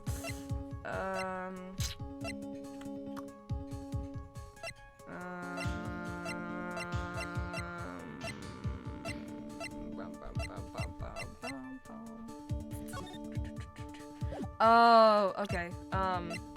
They were gonna do a press conference. And Matt didn't know anything about it. What is this? On the night of the murder after the stage show, the Nickel Samurai was gonna hold a special press conference. Stop cutting to Mia, please. It's so off-putting. I know. It's so bad. The Nickel Samurai was gonna hold a special press conference. A press conference? What is that? Yes, the Nickel Samurai was supposed to confess something at this conference. I heard about this as well. For once, you're not making something up, right? But what struck me as strange was that Mr. On Guard himself said he had no idea he was supposed to be holding a press conference that night. But how can that be? The way I see it, that can mean only one thing. The conference was set up by none other than the victim, Mr. Juan Kurita himself. The victim? Yes. Oh. The spare Nickel Samurai costume was prepared for that very conference. Mr. Kurita was gonna hold the press conference as the Nickel Samurai. He was going to dress up as the Nickel Samurai and hold a conference?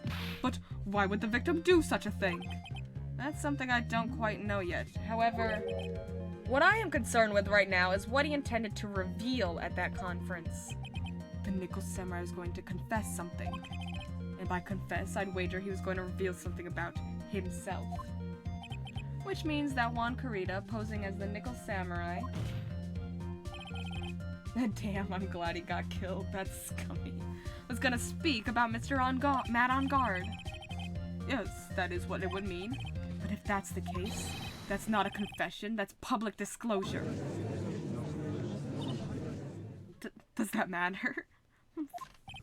Miss Andrews? I can see why you are pros at what you do. Pardon me? Yes, just as you say. The press conference was set up by Juan. Miss Andrews, please offer us an explanation for this.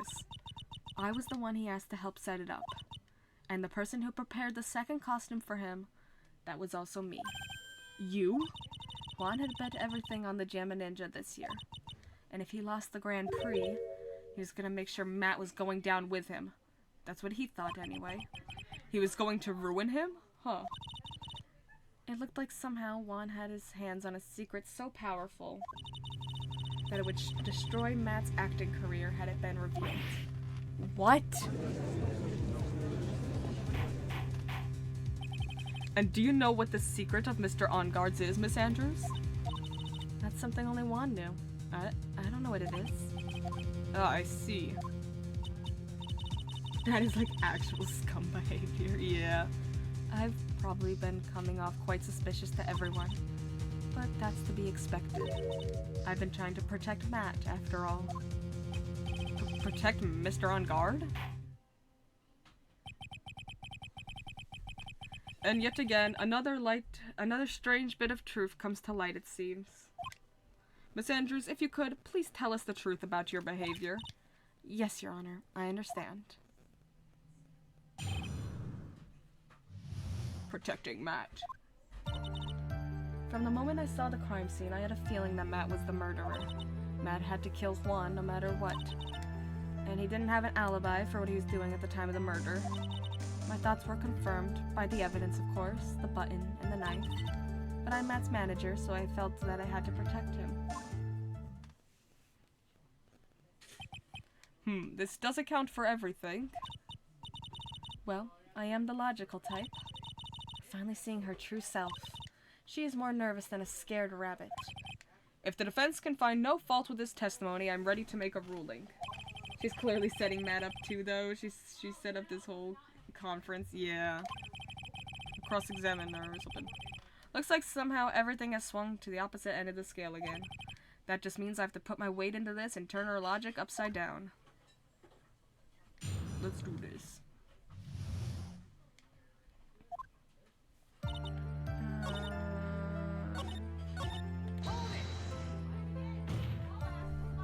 You can hardly call the knife decisive evidence. The fingerprints on the knife could very well be a clever camouflage. Then, what about the button? The button? It's clear from the crime scene that the victim and his murderer fought. And during the fight, the killer ripped the button from the Jamma Ninja's costume.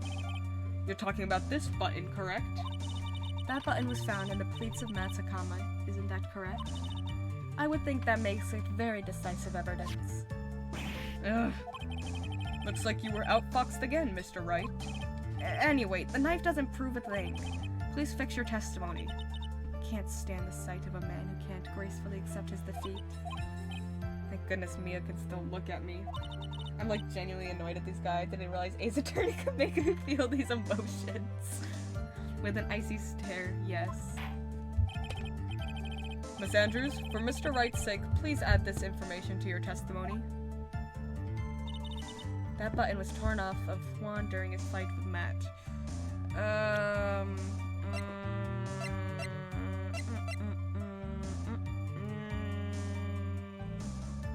No, I don't think so. This is the victim's autopsy report. It clearly states that the cause of death was strangulation by a scarf. Strangulation? The knife stab to the victim was done after the victim had already died. And what does this mean?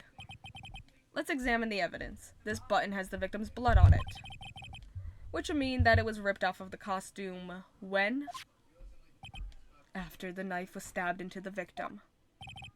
Exactly. Which means it is impossible that this button was torn off during the victim's final struggle. Because the victim was strangled to death in that fight. That's right, Miss Andrews. There is no way this button was ripped off during the struggle. This button was consciously pulled off of the victim's already dead body. Got her. Order, order. What is the meaning? What is the meaning of this right? So what if the button was torn off of the body after the victim had already died? What does that change? Let me ask you one simple question, Mr. Edgeworth. Why was the button torn off? What purpose did that serve? To frame Matt. That's literally the only reason. What purpose? We know this button was not torn off during the fight, so the murderer took the time and effort to purposely rip this from the victim's body. That would mean that the murderer had something in mind, wouldn't it? Oh, Mr. Wright, what does this mean? Does this mean you know what the murderer wanted to do with this button? What was it? To pin the crime on him, obviously.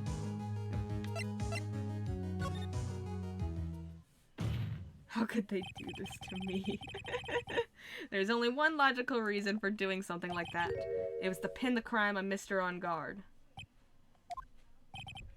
There is no way anyone would put a bloody button in their own pants. That's right. Mr. On Guard was set up. By the real killer, of course. And the real murder is? Well, Mr. Wright, who in the world is the real killer then? The real murder? Finally. Can't believe I managed to bring this trial all the way up to this point. Phoenix, you can't let your guard down yet. Not until the very end.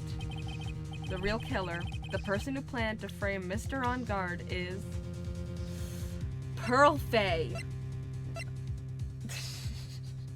Celeste Impact. It's Adrian. Yeah, it's Adrian. Miss Adrian Andrews, I choose you. I chose you. You are Mr. Carita's killer. What? Oh no, her glasses. Order, order, order. Mr. Wright, this is a very grave matter. Do you have any evidence that supports your charge? It was old bag. Any evidence? All of the evidence points to Miss Andrews. Yeah, it all does. But how preposterous. You can't stick any of that on me. I can't, can I? Would you care to test me? Then what about this knife? The knife was used to stab the victim after he had already been strangled to death. It was used to throw suspicion onto Mr. On Guard naturally. A knife covered in the defendant's fingerprints could only be taken from his room. And the only one who had dinner with him and knew which knife to take was you. No, the glasses. But then... What about the button that was found in Matt's Akama? This button was removed from the victim's body after he already died. The only people who could have done so were the person who found his body or the killer. However, if Mr. On Guard was the real killer, there is no way he would have put such incriminating evidence in his own Hakama. Oh! Oh no! Like, not again! She did it again! Oh my god. The only person who could have put this button into Mr. On Guard's Hakama is the person who went to wake him up from his nap, which is you, yet again, Miss Andrews. I see. What about the empty guitar case? That is also another piece of evidence that incriminates Miss Andrews. The costume was used to hide the real killer's identity as they fled the crime scene. Now, who could have known that there was such a costume inside the guitar case? It could only have been the person who prepared the costume for the victim. Yeah, Miss Andrews. And that person is you, Miss Adrian Andrews. No, But Miss Andrews' fingerprints were nowhere to be found on the guitar case. And it was you who proved that she was not wearing gloves at the time. That's right. That's because she did not intend on leaving any prints. If anyone had found out that she had touched the case, they would have asked her why. So to avoid leaving any prints, she used a towel or something else to open it. But the glass of tomato juice is a different story. Miss Andrews purposely left her fingerprints on the glass to show that, yes, indeed, she was the classic dazed discoverer of a dead body. Oh, not again. And to top it all off, there is this photo. A photo of the real killer as they exited the scene of the crime. No reasonable person on Earth can believe this nickel samurai is Mr. On Guard.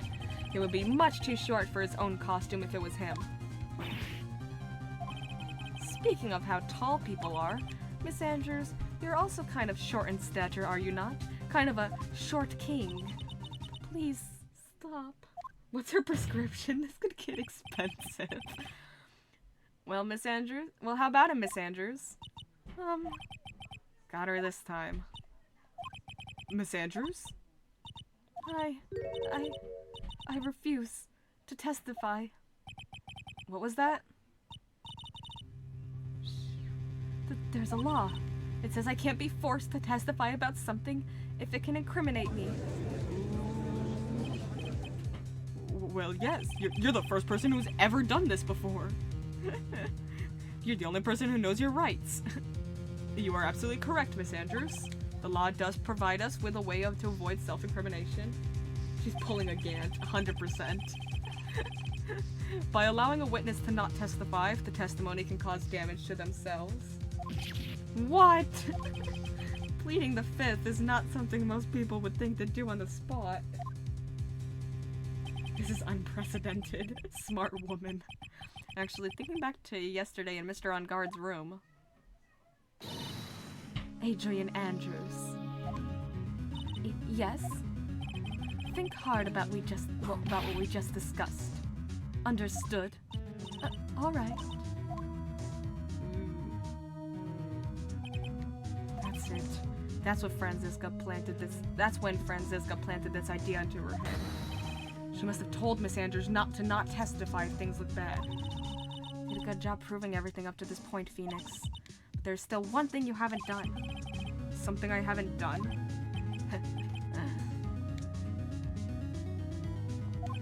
What's wrong, Miss Wright? Are you finished already? Run out of evidence? What is so humorous, Mr. Edgeworth? Please, enlighten the court. I'm sure you realize this as well, Your Honor. But everything the good lawyer here has proven up to this point is meaningless. What? Phoenix has never experienced this because his previous criminals have had a collective IQ of 17, except my glorious Queen Mimi. Everything you have proven is circumstantial. Circumstantial? Yes, circumstantial. You have yet to provide a single piece of definitive proof. Proof that Miss Andrews did in fact harbor a wish to murder Mr. Carita. Miss Andrews, did you want to kill Mr. Carita? I believe this may lead to me incriminating myself, so I'll abstain from answering. But Miss Andrews, if you do that, it would be the same as admitting your guilt, don't you think? Maybe so, or maybe not. There is nothing to prove it either way. Besides, you don't even know what crime I would be guilty of due to my silence. No, she's taking that defiant attitude again. Mia, what should we do? Somehow we've landed in the worst possible situation. I think we have reached a certain conclusion at this point in time. Miss Adrian Andrews has refused to testify, and the defense's theory that she is the actual murderer has not been fully substantiated with solid, definitive proof. But that's not true. In this situation, there is only one thing this court can do. And that is to declare a recess. Recess? I request that both the prosecution and the defense look further into this matter, and at tomorrow's trial... Tomorrow? Uh-oh. We don't have a tomorrow. If we don't get a not guilty verdict today, then... Please wait, Your Honor. That's not necessary. The trial... Please continue the trial. What are you sweating for? Your client is getting one more day to live, isn't he? That's not it. This isn't about that. Edgeworth, I know you know who the real killer is. Please let the trial continue. If I don't get the verdict, then Maya... Oh. But it's impossible to continue as long as the witness refuses to testify. Now then, this court is... Oh. It is not impossible for this trial to continue. Oh, Mr. Edgeworth, what are you... It's true, Miss Andrews holds the right against self-incrimination. However, if the topic of conversation were something unrelated to whatever she may be guilty of, then she has no right to withhold testimony. Yes, that is very true, but... Actually, there is one little thing that I'm curious about. Miss Andrews? Edward, you're so at your job. When you found the victim's dead body, you poured yourself a glass of juice. Yes, and I can't help but think how unnatural that is. Usually when one finds a body, they are shaken up, not stirring a glass of juice. Maya, say no more, Wright. I'm on it. Edward is the goat. So my actions were unusual, but I've already... Before you speak, I want to state that if you have a reason behind your actions, I would like you to testify to that effect. Testify?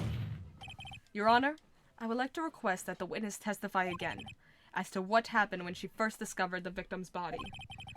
Whatever we find out in this testimony should in no way implicate the witness. He realized his daughter was involved. I don't know what it is about Edriff today, but I can't get a good read off of him. Is he friend or foe? I just don't know. Full dad mode. The court acknowledges the prosecution's request. Miss Andrews, if you please. When I found the body.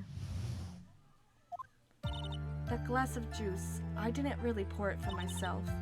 I was surprised when I walked into the room and saw it in that messy state. And Juan, he was sitting slumped over and tired looking in the corner. When I saw him sitting like that, the thought that he was dead didn't cross my mind. It didn't? It didn't.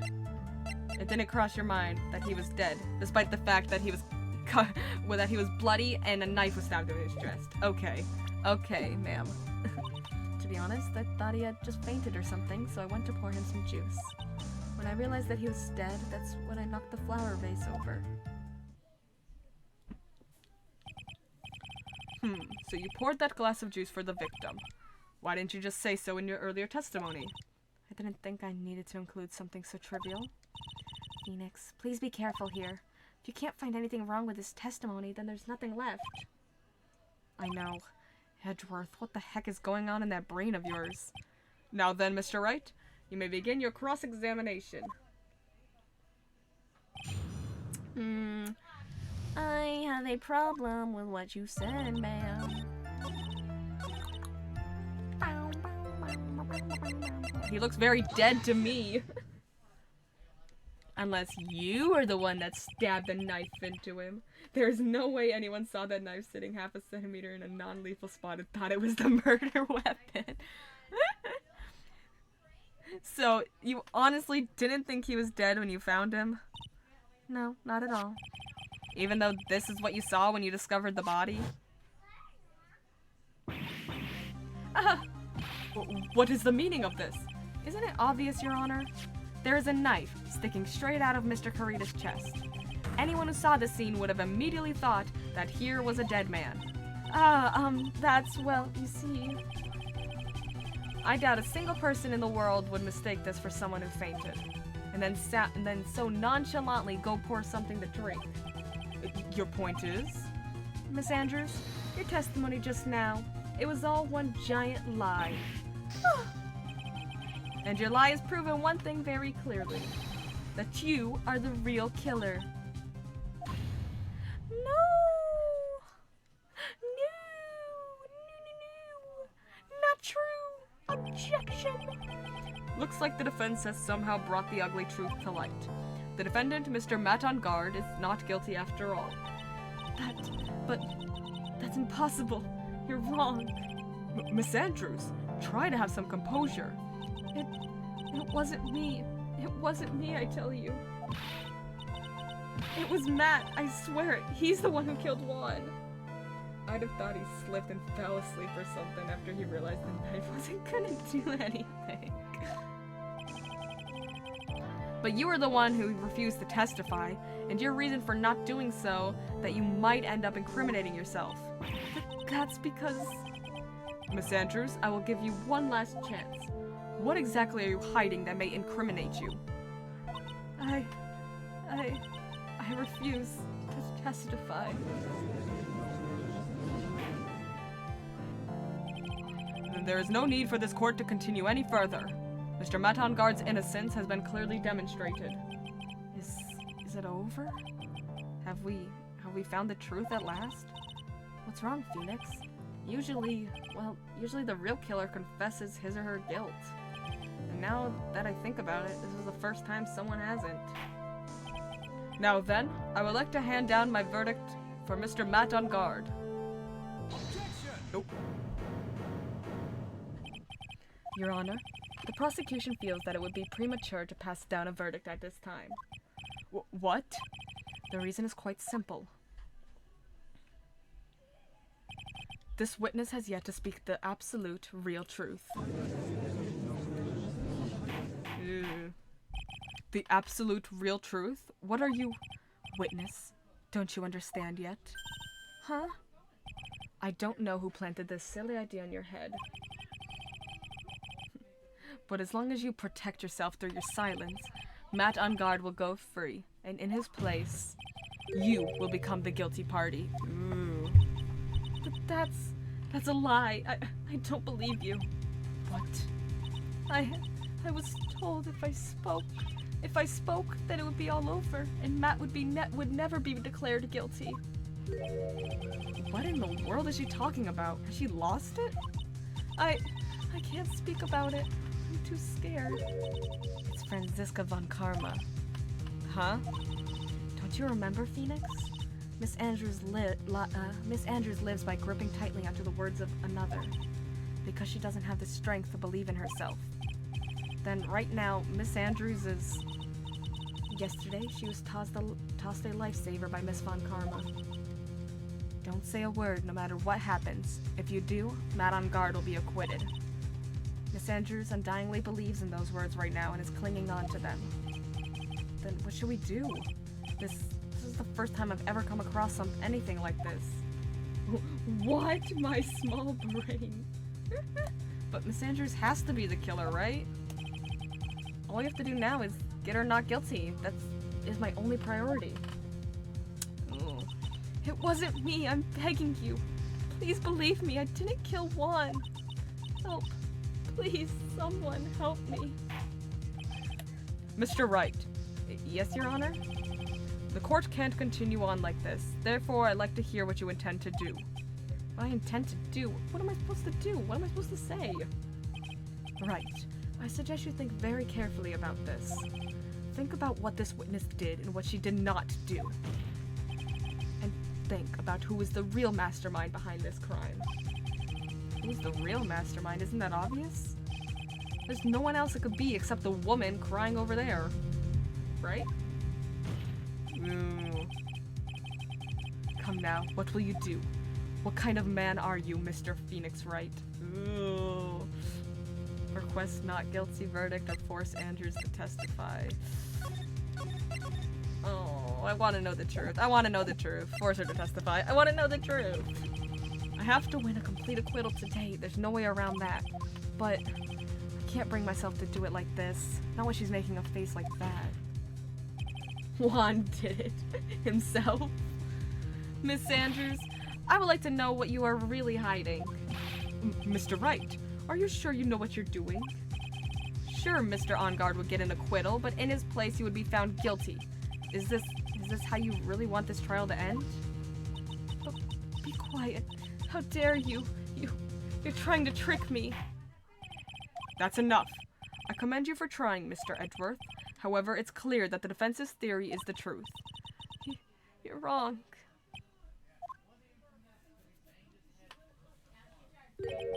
What a shame. I had hoped things wouldn't come to this, however... What is it, Mr. Edgeworth?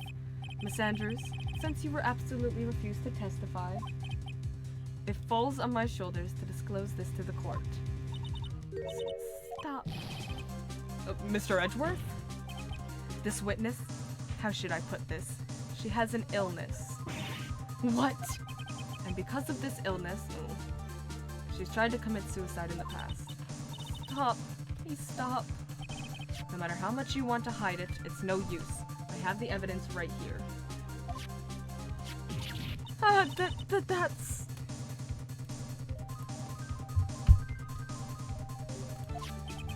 That's the second part of the suicide report. The attempted report. What will you do now, witness? You know what I'm about to do, don't you? I will now reveal to the court the true nature of the pitiful woman known as Adrian Andrews. Jesus, Edgeworth.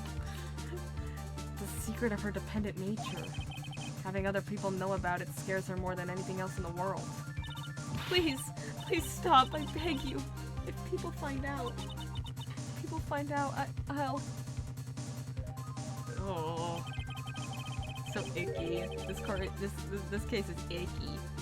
If you'd like to say you would choose death, that is of no concern to me. Oh my god!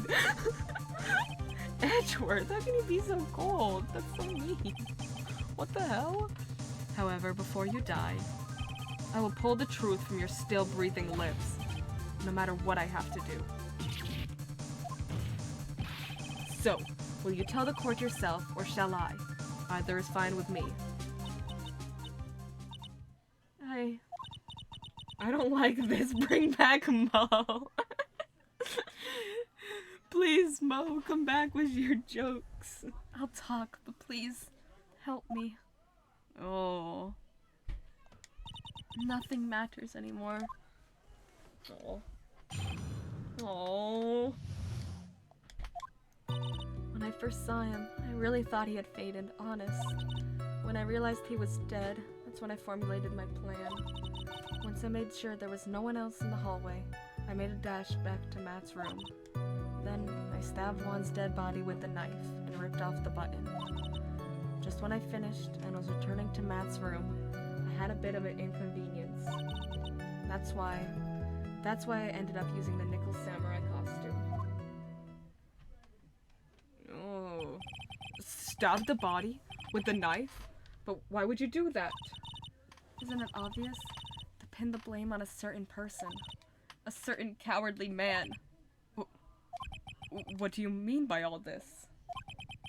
It might take this court a little while to understand, but... this is the truth.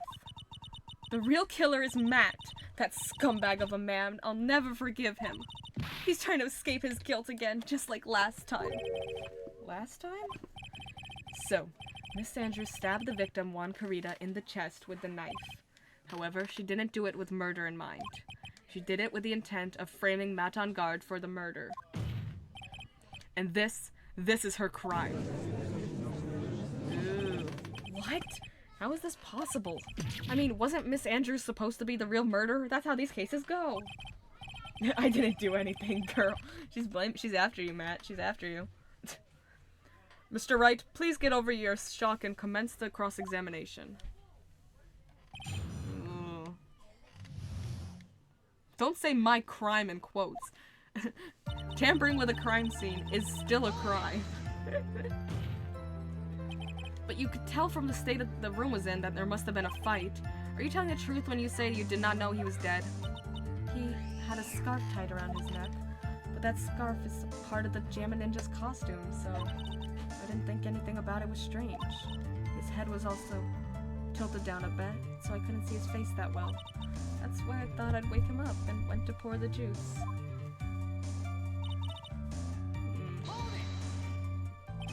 What is this plan you had? I knew right away the murderer was Matt. I knew because, one, he was going to expose Matt's weakest weak point to the world. So Matt did this to stop Juan and silence him for good. That's when I thought I should forge some evidence and pin this crime on Matt. So the forged pieces of evidence were the knife and the button. The first thing that came to mind was to plant the knife. This dress is bad for my face, and ruining my face is bad for my fans. So, that was when you could get the knife, correct? The knife Matt used at dinner had his fingerprints all over it. I thought if I used that, then the police would certainly turn their eyes towards him. Matt was napping with his costume on at the time. I slipped in, took the knife, and returned to the scene of the crime. And then I stabbed Juan's dead body with the knife and ripped off the button. So you were the one to stab the victim with the knife. It gives me goosebumps to think about it now. What a horrible thing I did. Everyone's a scumbag. But at the time, I couldn't control my own body. It moved on its own. Then when I stabbed Juan's dead body, I suddenly realized something. If I used the button somehow, I could make Matt look even more suspect. So you thought to rip one of the buttons off and then plant it in Mr. Engarde's Akama. Yeah, that's what I had planned to do. But things never go that smoothly, do they? An inconvenience? There was a woman with a camera at the ready, loitering in the hallway. I'm willing to bet my spikes it was Lotta. There was also a woman with a ray gun at the ready, pacing back and forth. That's Miss Oldbag for you. I had already been caught and made into a big scoop for a certain weekly tabloid once, so I couldn't very well go out looking like myself and get caught again. That's why I used that Nico Samurai costume. You were the one who prepared that costume, weren't you? Yes, I took it from Global Studios. I also put it into Juan's guitar case the day before the awards ceremony. Let's go, Lotta. Yet again, you solved the case. You did this in preparation for the press conference, correct? Yes, Juan wanted to wear that costume and hold a press conference in it. He's gonna disclose Matt's big secret there. Matt, what's your big secret? What's your... The judge wants to know, Matt, what's your big secret? And what is this secret? That I don't know. Anyway, I thought of that if I were to leave Juan's room in the Nickel Samurai costume. Anyway, I thought that if I were to leave Ron's room in the Nickel Samurai costume, then people would think that Matt was the real murderer. I was very careful not to leave any fingerprints when I opened the guitar case. I absolutely did not want anyone to know about the costume. My big secret is that I'm super hot. Okay, I think I've heard enough. And so after that, you went back to Mr. Engarde's room and planted the button? Into Matt's Hakama? Yes. After that, I folded up the costume I was wearing and put it into a bag. Then I snuck it out of the hotel and got rid of it. My word, what does all this mean? Mr. Edgeworth, is it? The real criminal is Matt Engarde. Yesterday, that woman prosecutor sat me down for a talk. Franziska, huh? She said that I should, under no circumstances, confess to what I had done. That if I just kept quiet, then Matt would be found guilty for sure. I had no choice but to believe in her words. What this witness has done is clearly unlawful. However, as long as her testimony stands, we can be certain she is not the real killer. Wait, Your Honor, the defense still... Right? It's pointless. At this point in time, it is not possible to indict Miss Andrews on anything. Yes, exactly. There isn't a single piece of evidence that points to her as the murderer. Except her confessing to the murder. The cross-examination of this witness is over, and so is today's trial. You couldn't establish that the witness was the culprit. Please let it go, Mr. Wright. But... Mr. Edgeworth, please place Miss Andrews under arrest for further questioning. Understood, Your Honor. The prosecution will arrange for her detention immediately. That is all. Court is adjourned for today. Uh-oh. Uh-oh. Oh. Oh. It's empty. Oh no! Oh, Phoenix. Today's trial, it's over. I didn't win an acquittal. Oh no. Witness, would you mind if I asked you something? Edgeworth? What is it? Before you leave court today, I wondered if I might look at that one thing. The card in your hand. It's had my interest for quite some time now. What exactly is it? Oh, this? Mr. Wright also asked about this. Another Faye gone, as predicted. Taking them down one by one. Watch out, Pearl, you're next. Although I didn't remember at the time you asked me about it, Mr. Wright. I remember just now. I found this on the room that day. Couldn't have said this earlier? The room? That day? Yes. I found this card when I discovered Juan's body. It was lying there, right next to him. You found that card next to the victim's body? I suppose I must have unconsciously slipped it into my pocket. Pearl's the mastermind behind it all. She's the one taking down all of her family. She's like, I need that master seat. It's for me. But it's not as if this card has any relevance to Juan's murder, right? A calling card? Yeah, I guess not, but it's still a strange card if you ask me. But as far as a clue to this case, I don't see why... Oh. Uh-oh. Witness, that card. Give it to me. Hurry. Uh-oh. Edgeworth? Do you have any idea what you have stupidly yet inadvertently done? I can't believe you hid this from me all this time. I didn't mean to. What is this all about? I've never seen Edgeworth so emotional before. Uh-oh. That card. What in the world is it? What does it mean? Uh-oh. Uh-oh. Uh-oh. Spaghettios.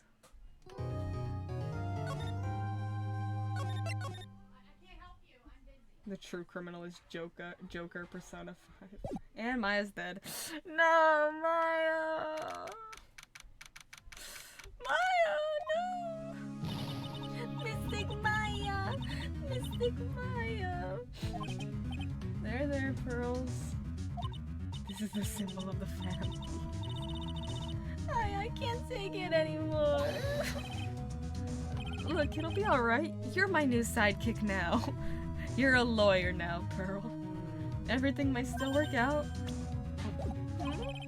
The condition was that we had to get a not guilty verdict. And so far, the kidnapper has kept his word and hasn't hurt Maya. And he won't because Mr. On Guard hasn't been given a guilty sentence yet. Yeah, but he also said we only had 1 day. Cheer up, we don't have time to stand around crying. We gotta get going. You're right. Mystic Maya's in much more pain than I am. Yeah, that's right, so... Oh. Hey, you guys! Glad I caught you, pal. Mr. Scruffy Detective. Oh boy. Looks like Detective Gumshoe has been dubbed Mr. Scruffy Detective in Pearl's book now. It's just plain old Mr. Dick Gumshoe now, and I came to talk to you, pal. We're kind of busy right now. So, what are you gonna do from now on? What do you mean, pal? Well, you've been fired, right? So, do you have a new job lined up yet? Oh, that. What am I supposed to do now, pal? I don't have anything coming in at all till my next payday. What are you talking about? You don't have another payday. Guess that means I'm just gonna have to work here at your place, pal. Oh boy. Say what? You'll be searching for things that'll prove Mr. On God's innocence all day, right? Well, yeah. So yeah, I'm gonna help you, pal. Got lots of experience in investigating and watching over people's places. And I'm great at making really simple meals, pal. I'll take care of it. Von Karma can't actually fire him. I don't know, apparently prosecutors have full reign over the detectives in this universe. They're like their bosses. Come on, Mr. Nick. Let's let Mr. Scruffy Detective take care of things. Okay. By the way, what's your best dish? Instant noodles, pal. Why am I surrounded by people who only eat cheap, unhealthy foods? That was the first time I've ever seen Mr. Edgeworth act like that. Never thought he'd say something like he didn't care if Miss Andrews killed herself. He said that? That's horrible. You like this guy, Nick? Is the legal system just God in this? But because of him doing that, we got the truth finally. The truth. Miss Andrews' last testimony. I wonder if that was the truth. I'll give you that there was nothing strange in her testimony itself, but I still think there's something fundamentally wrong with the whole thing.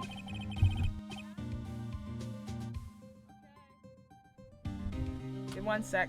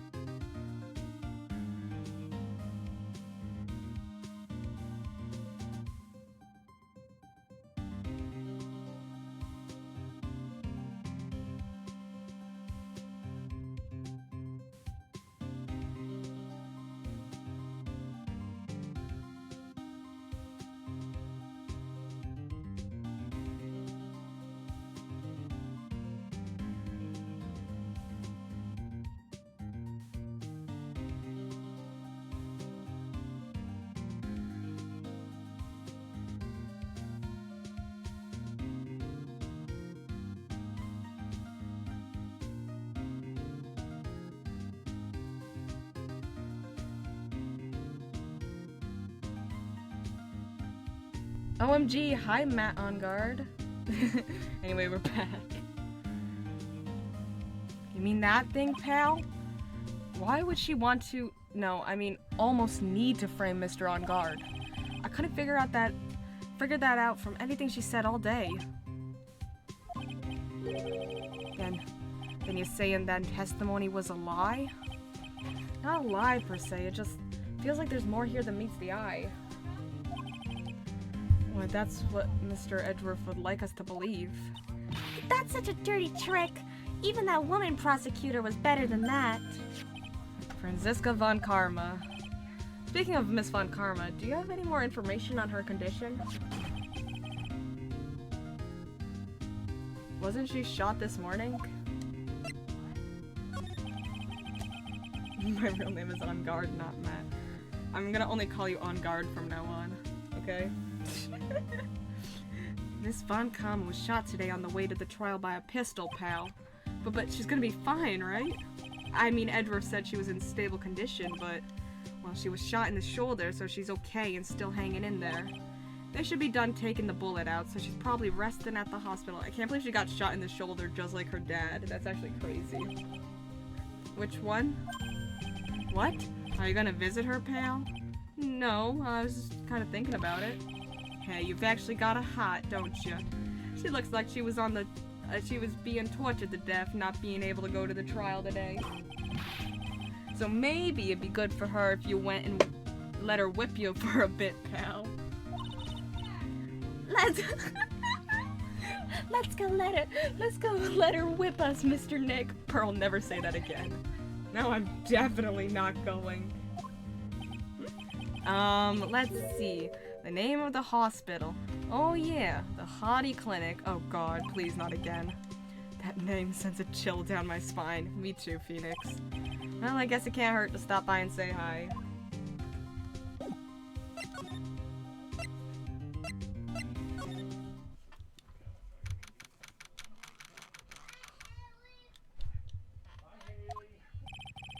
Never thought I'd ever come back to this place. No. Yes, what are you... Are you here to visit a patient? Hi. Wait a second, you're... Yes, I'm Director Hottie. Ho ho. Why are you still here? Yes, what is it? Can I help you? You can tell me. Yes. Director Hottie. Oh, it's Edgeworth. Edgeworth. Yes, I'm Director Hottie. Ho ho. Oh, you're the man from this morning. Yes, what is it?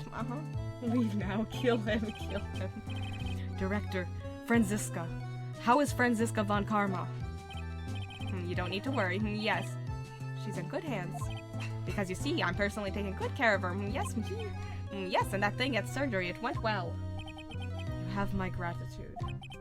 Looks like Edgeworth doesn't know about the director and his secret. Wait, how old is he? This guy? Too old. Not even on the list. She looks so pitiful, absolutely terrified. Yes. But I understand. Yes, her opponent was a gun after all. And when I snuck up on her real secret like she would scream really loud. Yes, oh my god. I see. Ah, but she's really cute too. When I do that, she'd whip me with her whip. Oh my god, I hate this guy so much. I have an odd theory, yes. Boy, did I cry like a baby. Yes, but I think I could get used to it. Oh my gosh, she's back! Yay! Go back to your room. You're so mean, so mean, my frisky Friska. But that's good too. God, I hate this guy. Okay, yes, it's time for my IV drops. Yes. Hey, hi. Wait, what are you doing here? And what are those tulips doing in your hand, Mr. Phoenix Wright? Ugh, I knew I shouldn't have come here. Hi. Hi, how are you? I was shot in front of the courthouse in my right shoulder. Wow. That's crazy. Imagine getting shot in a courthouse in the right shoulder. That's crazy. That sounds similar to something that happened to a relative of yours. Could the villain of this one perhaps be related to the guy from the first Faye trial? I feel like someone could have been really salty and set all of this up, hence all the references to other stories. Maybe. It's no big deal. Well, but it's no big deal. This sort of thing happens all the time. Look at my papa. I even had full intentions of running the trial this morning. But that would have been too much for you. There's no need to act tough in front of us, you know. Regardless, I was dragged here by that man over there. He was so unyielding, want us to wonder if he was simply interested in stealing my case. It was the only logical course of action, given the bullet was still lodged in your shoulder. By taking over the case, I found myself having to clean up after you and that irresponsible deal you made. I think I know what deal he's referring to. Oh, you made a deal with Miss Andrews yesterday, didn't you? Also, that fake trial had a bellboy involved, and the killer is dressed as a bellboy. I don't know what you mean. In order to make sure you got your guilty verdict on Mr. On Guard, you told Miss Andrews to not testify in court today. I don't know what you're talking about. Do you have proof that I made such a deal? You're denying it? It looks like you were lucky, Mr. Phoenix Wright. If I had been in court today, this trial would already be over. All while hiding Miss Andrews' own crime? Her smirk, bro. That isn't my problem, whether she had tampered with the evidence or not. I have only one objective, to find On Guard guilty of murder. The end justifies the means, Mr. Phoenix Wright. The end justifies the means. Miss Von Karma, Adrian Andrews believed you when you said, if you don't tell the truth of what really happened, then On Guard will be found guilty. And what does that have to do with me? Because of that, she is now in danger of being found guilty herself. All because she believed in your words until the very end. She thought you were so pretty that she'd do anything you say. That still has nothing to do with me. She's just a weak person, that's all. But you had to know who she was. Ow! I think visiting hours here are about over. So if you'll excuse me. What's wrong? Why did she suddenly cut you off? My type may be Ace Attorney women. That's so based. That's so based.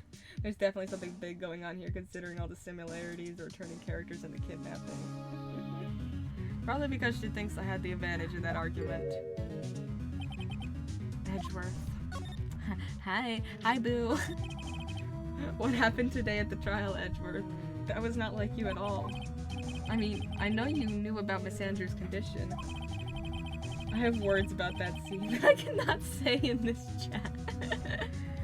You could have made her testify as many times as you wanted, but to go that far? Oh, yeah, but she wouldn't testify about that until I said something. Listen, Wright. This courtroom is a garden of judgment. I am putting myself on the line when I stand in there.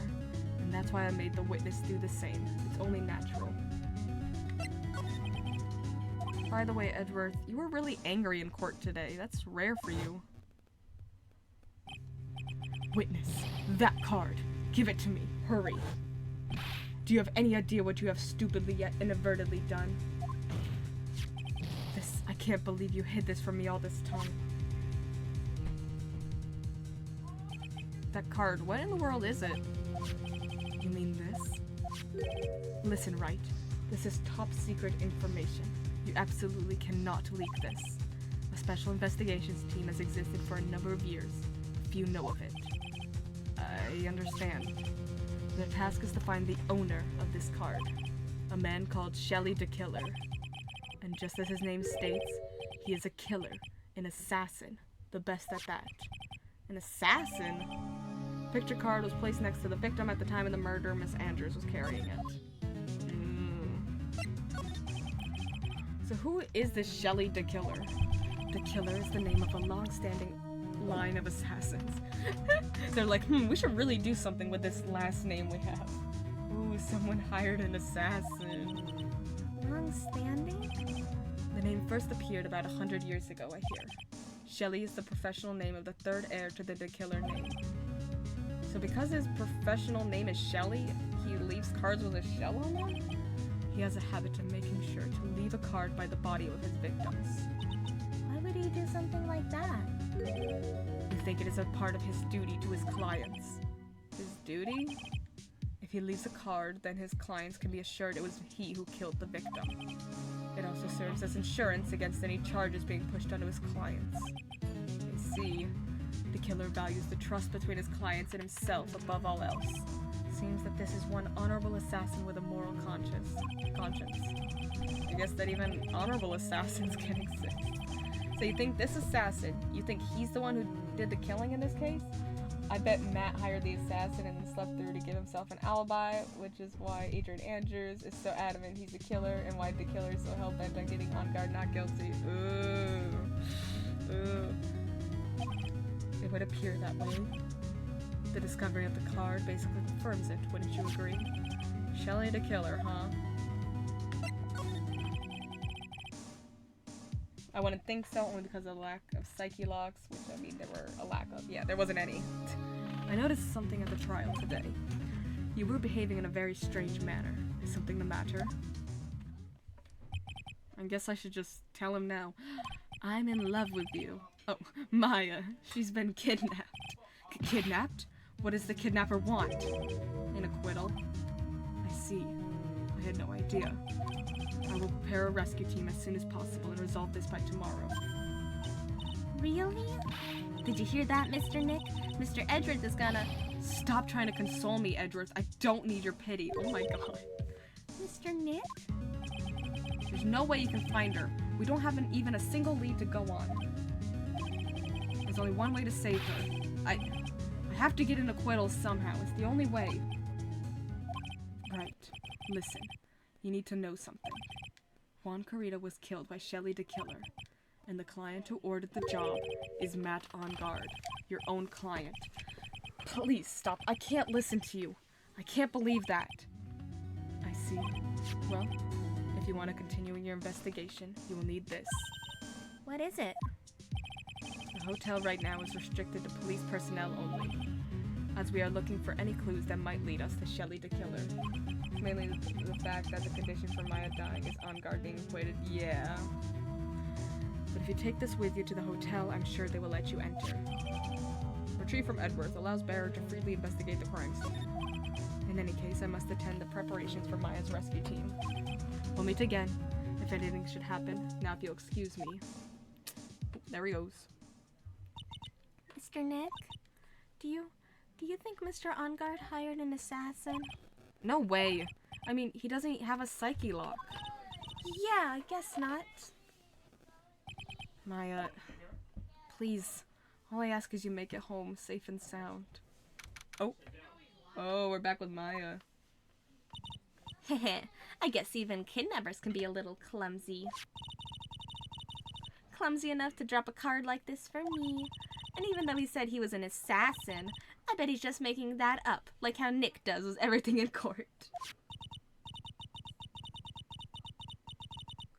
Edris is agreeing with my theory, which puts me off, but this seems like some prime character development. Phoenix loses his first case time. Anyway, let's try this card trick with this card I just found. Sounds like I got the door open. Okay, time to go take a look around.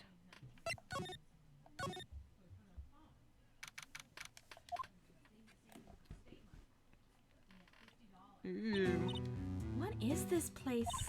I've got a feeling I'm not in the hotel anymore.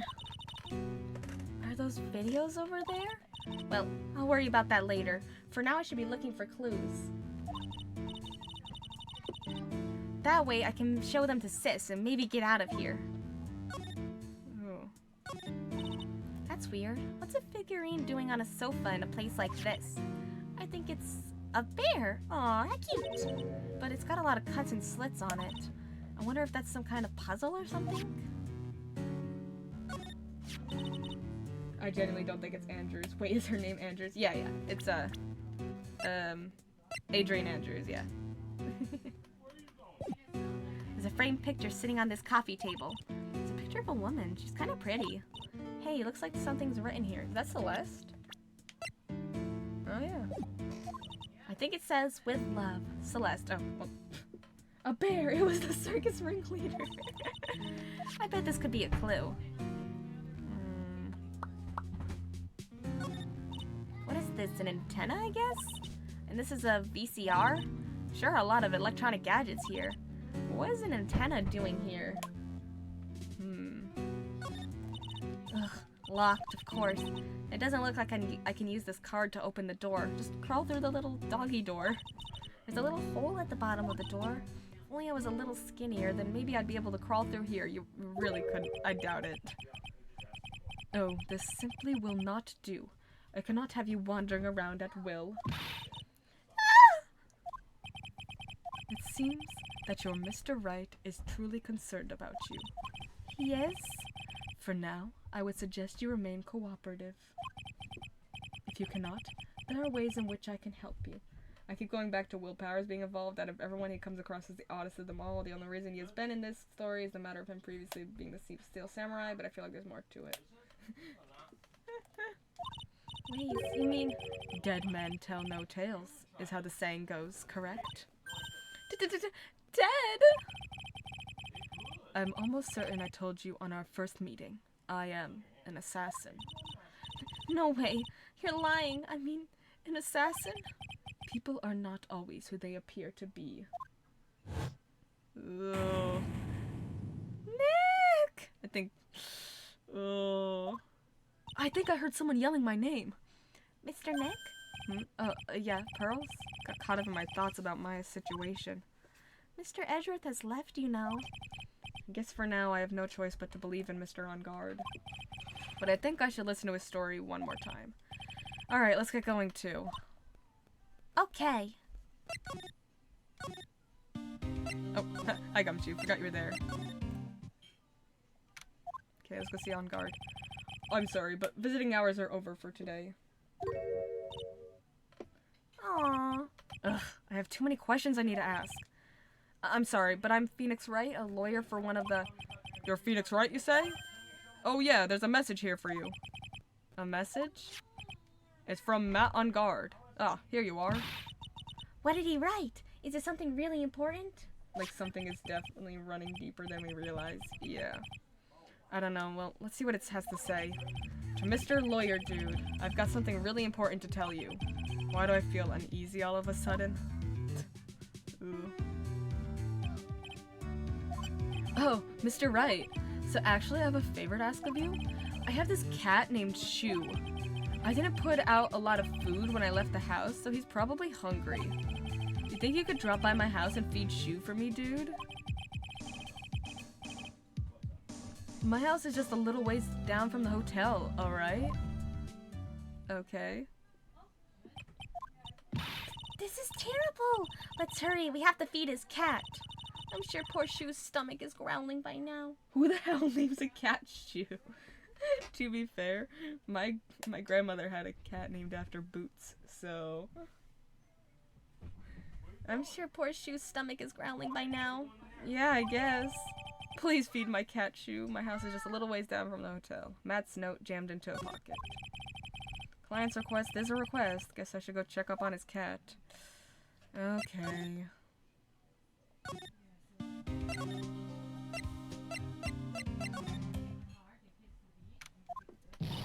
Alright now, Mr. Nick. Let's go look for clues. We have to. For Mystic Maya's sake. Boots makes sense. Puss in Boots, not Shu.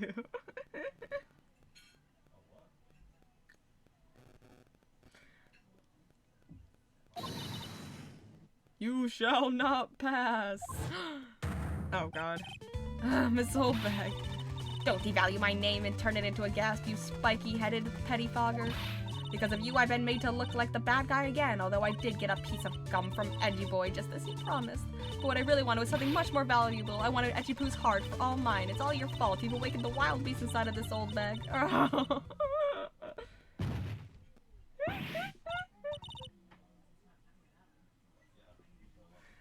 Miss Oldbag. Keep your hands off of me. This helmet is airtight. No air's getting in and no air gets out. Then why do you keep putting it on? Don't think you can get me to move with silly questions. You're gonna have to defeat me if you want to get by. I'm not hearing this. Kick the bucket. You're a million light years too early to be asking me questions, whippersnapper. Okay. Looks like the only way I'm gonna get any investigating done is to first do something about this kooky alien. Okay, fine, here. Where's the thing Edgeworth gave us? maybe if I show her this letter I got from Edgeworth. Miss Oldbag, if you would look at... What? You want me to look at this worthless piece of... Oh god. Edgy poo. Ugh, is that her perfume? Pheromone de amor I smell? Ugh. Let's see here. Would you please allow this unsophisticated young person to conduct this investigation? Yours truly, Miles Edgeworth. Yours truly! That man's good at flattery. Fine, but only because Edgy Poo said so, you understand? Letter of introduction given to Miss Oldbag. I just thought of something I have to do. Remember, no messing around. You do anything bad and I won't let you off the hook. Okay. Looks like she has strong feelings for Mr. Edgeworth, just like you, Nick. That may be, but you know nothing's gonna come of it. That's so mean, Mr. Nick. Feelings are meant to be told and shared. Ow. Every time we talk about love, I always end up with a handprint on my face somehow. So anyway, let's continue our investigation. Okay. Oh. Ugh, what? What now? One little thing before I forget. You can't go into On Guard's room today. Why? The police's main investigation team is going to be in there all day, you hear. I wonder if they're the team in charge of investigating the killer. So don't go in there. Set one foot in there and you'll face the wrath of Wendy Oldbag. Okay. Oh. Living room. Do you think Phoenix feels jealous hearing her call him Edgy Poo? No way in hell can Pearl reach his face. Sure is dark. I'll go turn on a light. Whoa! That's sick! I want a giant motorcycle suspended from my ceiling. Wow, this is what a star's house looks like. Must be nice to be rich. Come on, Mr. Nick, let's find Shoo the kitty cat. Shoo! Oh, look at the kitty! So I guess this is Shoo. Aw, what a lovely cat! Hello, Shoo! Aww. Tee! The cat seems to like pearls. Pardon me. Uh-oh. Uh-oh. May I help you with something, Mr. Oh, we're lawyers. Actually, I'm Mr. On Guard's lawyer. The Masters. Then you must be Mr. Wright. Yes. Ah, it's a pleasure to meet your wonderful self. I am the family butler, John Doe. Nice to meet you. Aw, kitty. Hi.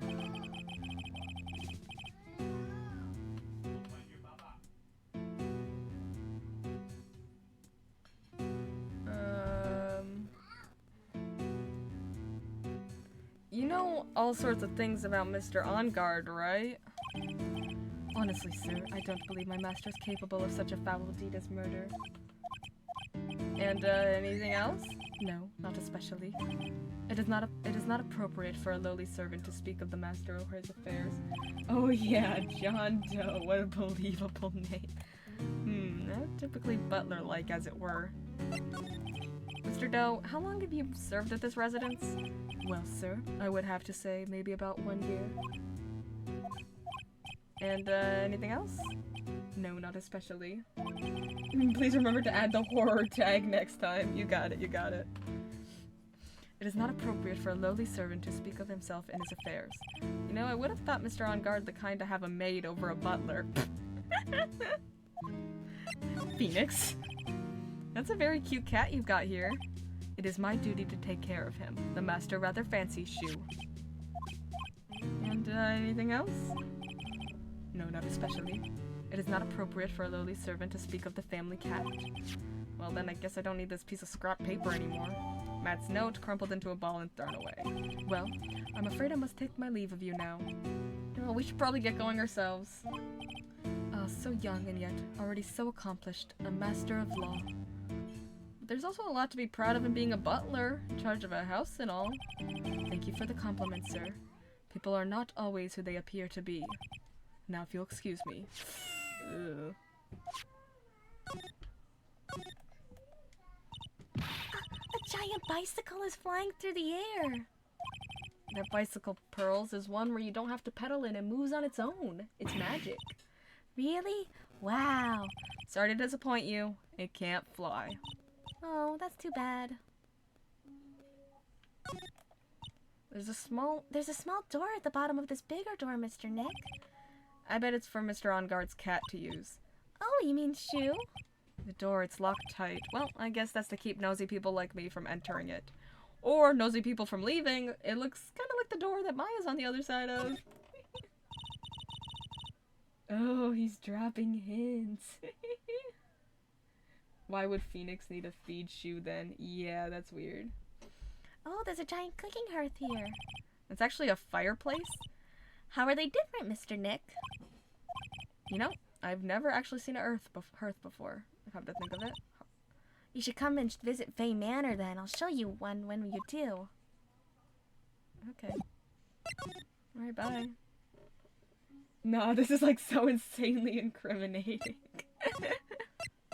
Yeah. Looks like we're the only ones here. And yet the hotel seems so busy somehow. Probably because the police team is scouring for clues about the killer.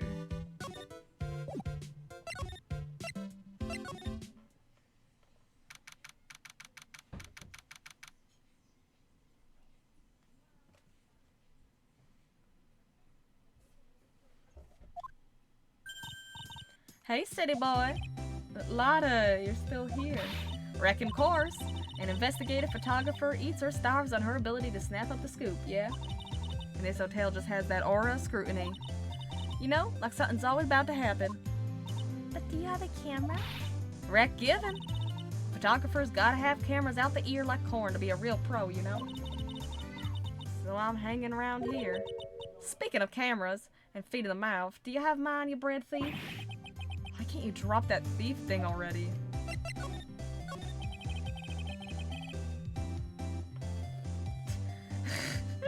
I want to ask you about the night of the murder. What? You really gonna shell out the bucks for the info I got?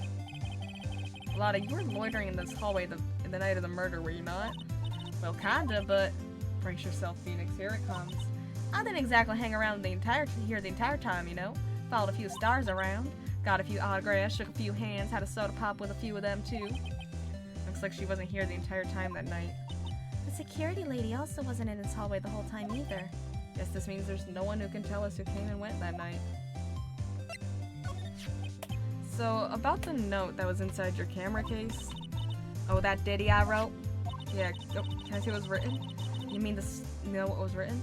You mean the stuff about On-Guard shoving his manager lady onto Karita? Yeah. Well, I reckon you best not be believing that. What? Look, I sorta wrote that on a whim, you know, writing whatever came to mind. Whatever came to mind? Yeah, when you get down to it, it's just a lot of random bull duders.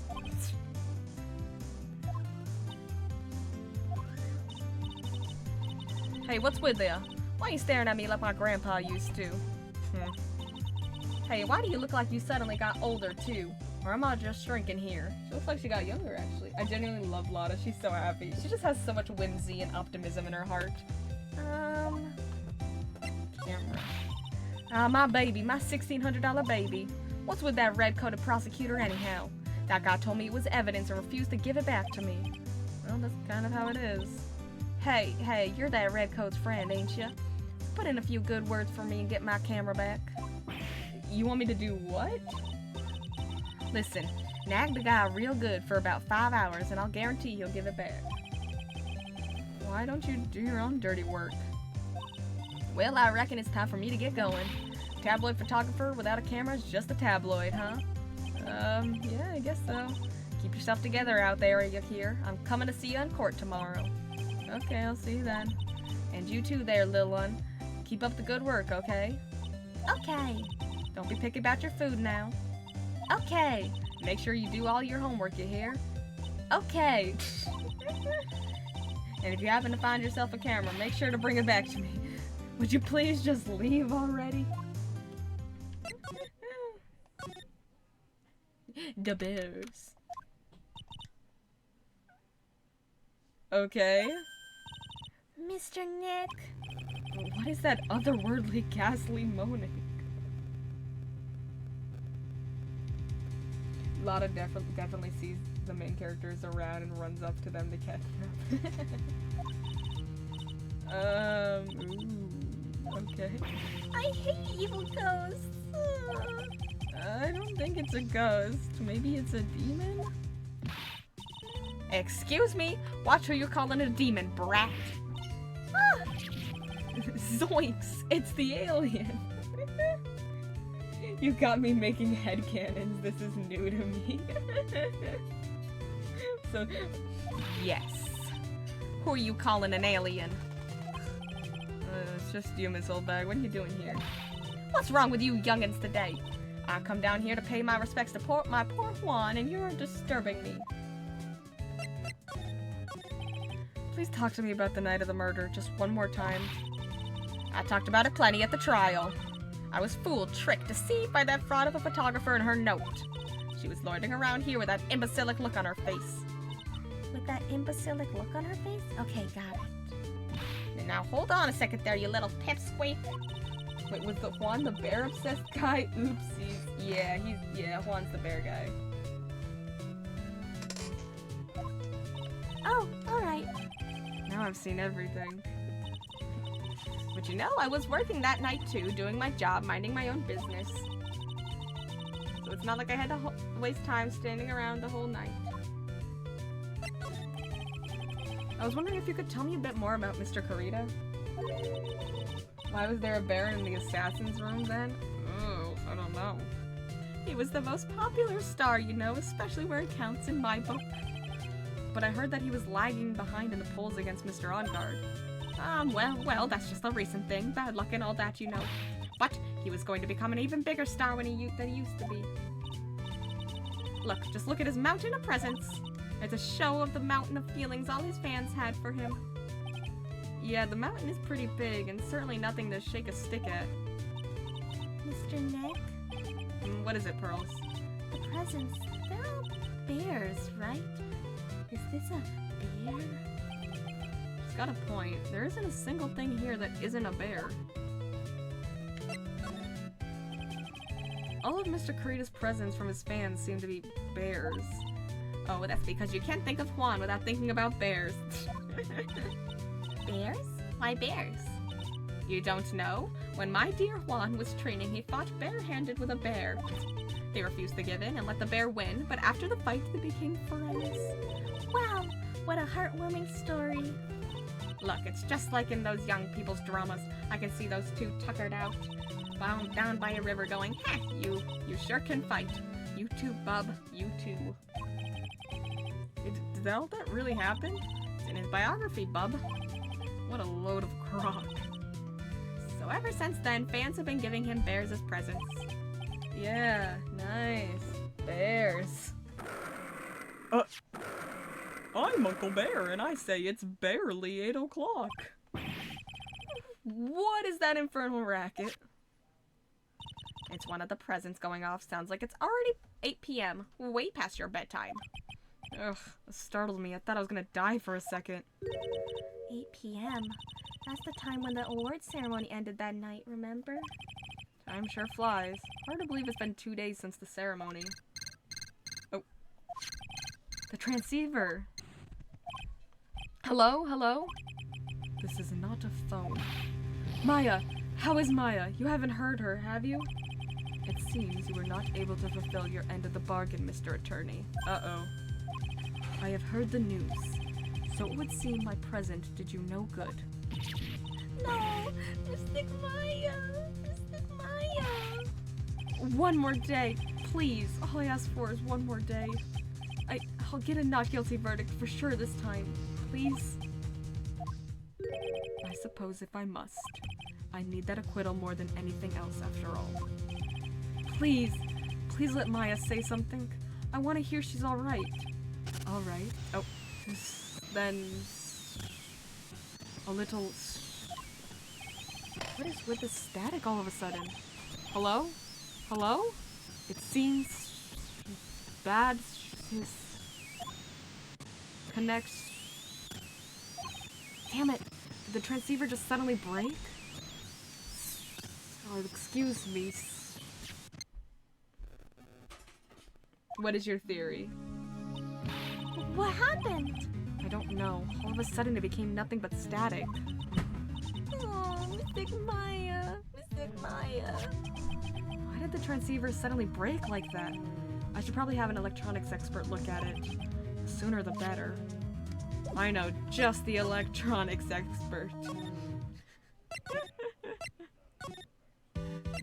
Detective Gumshoe.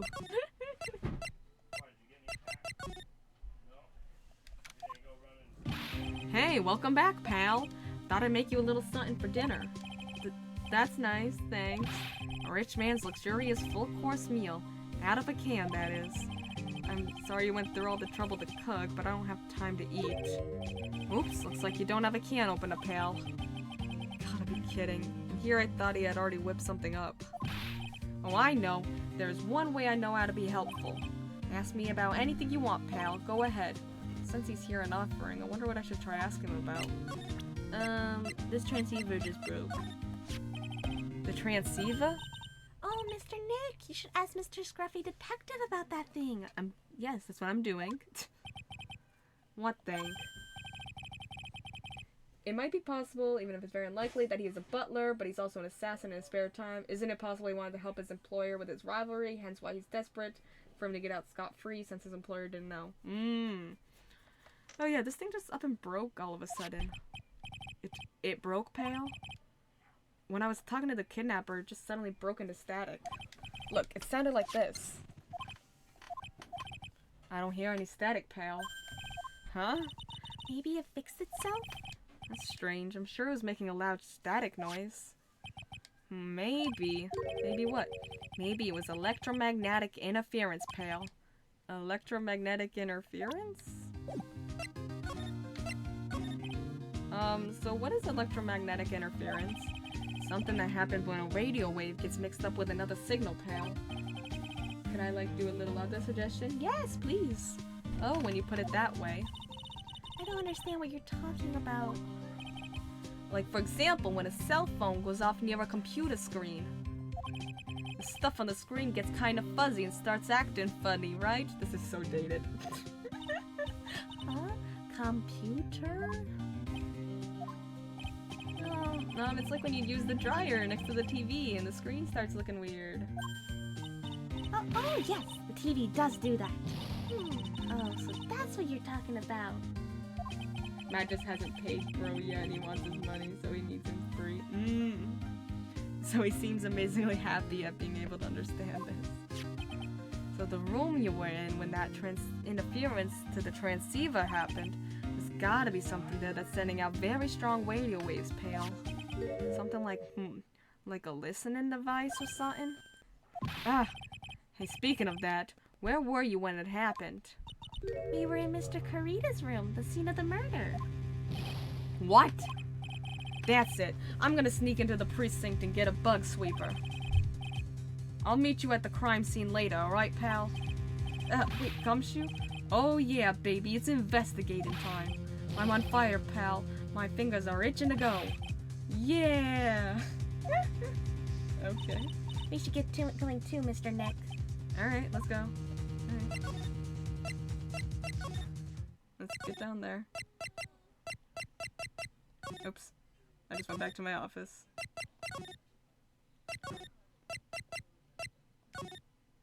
I'm making my way down the hallway.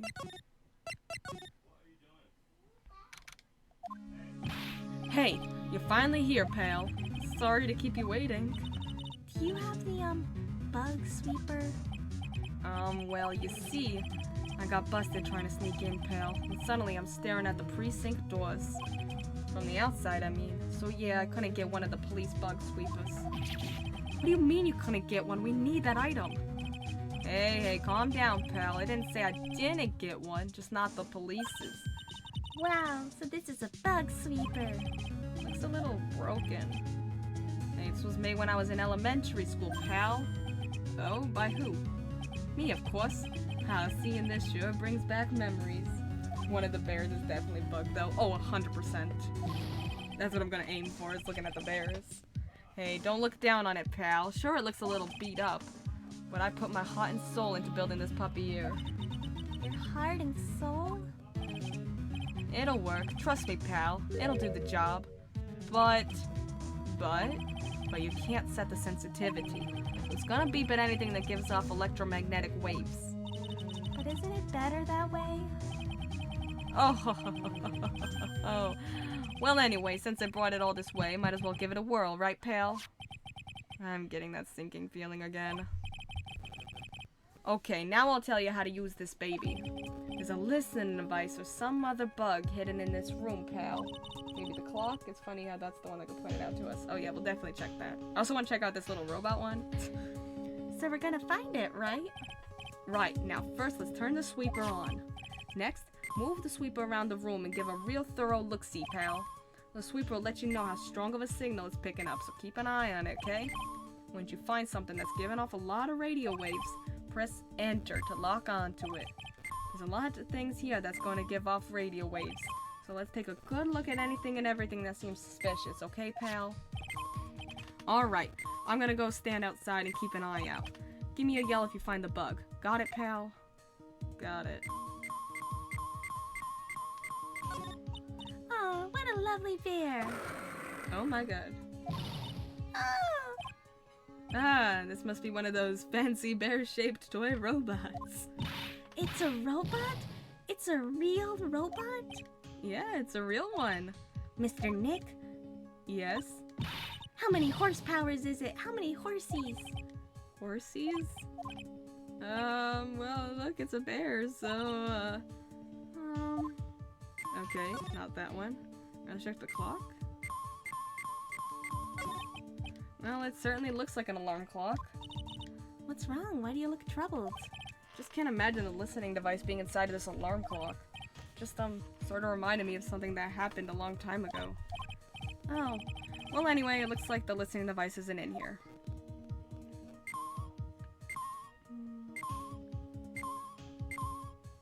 Oh. This is just a giant stuffed teddy bear, right? 43 horsies. It's the biggest one I've ever seen. Hey, so did you guys find it yet? The listening device, I mean. No, not yet. But this bear's eye is...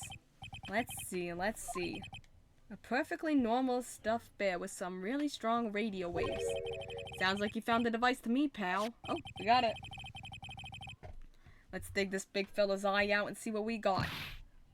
No, you can't. Such a violent act. Oomph. Oh my god. No!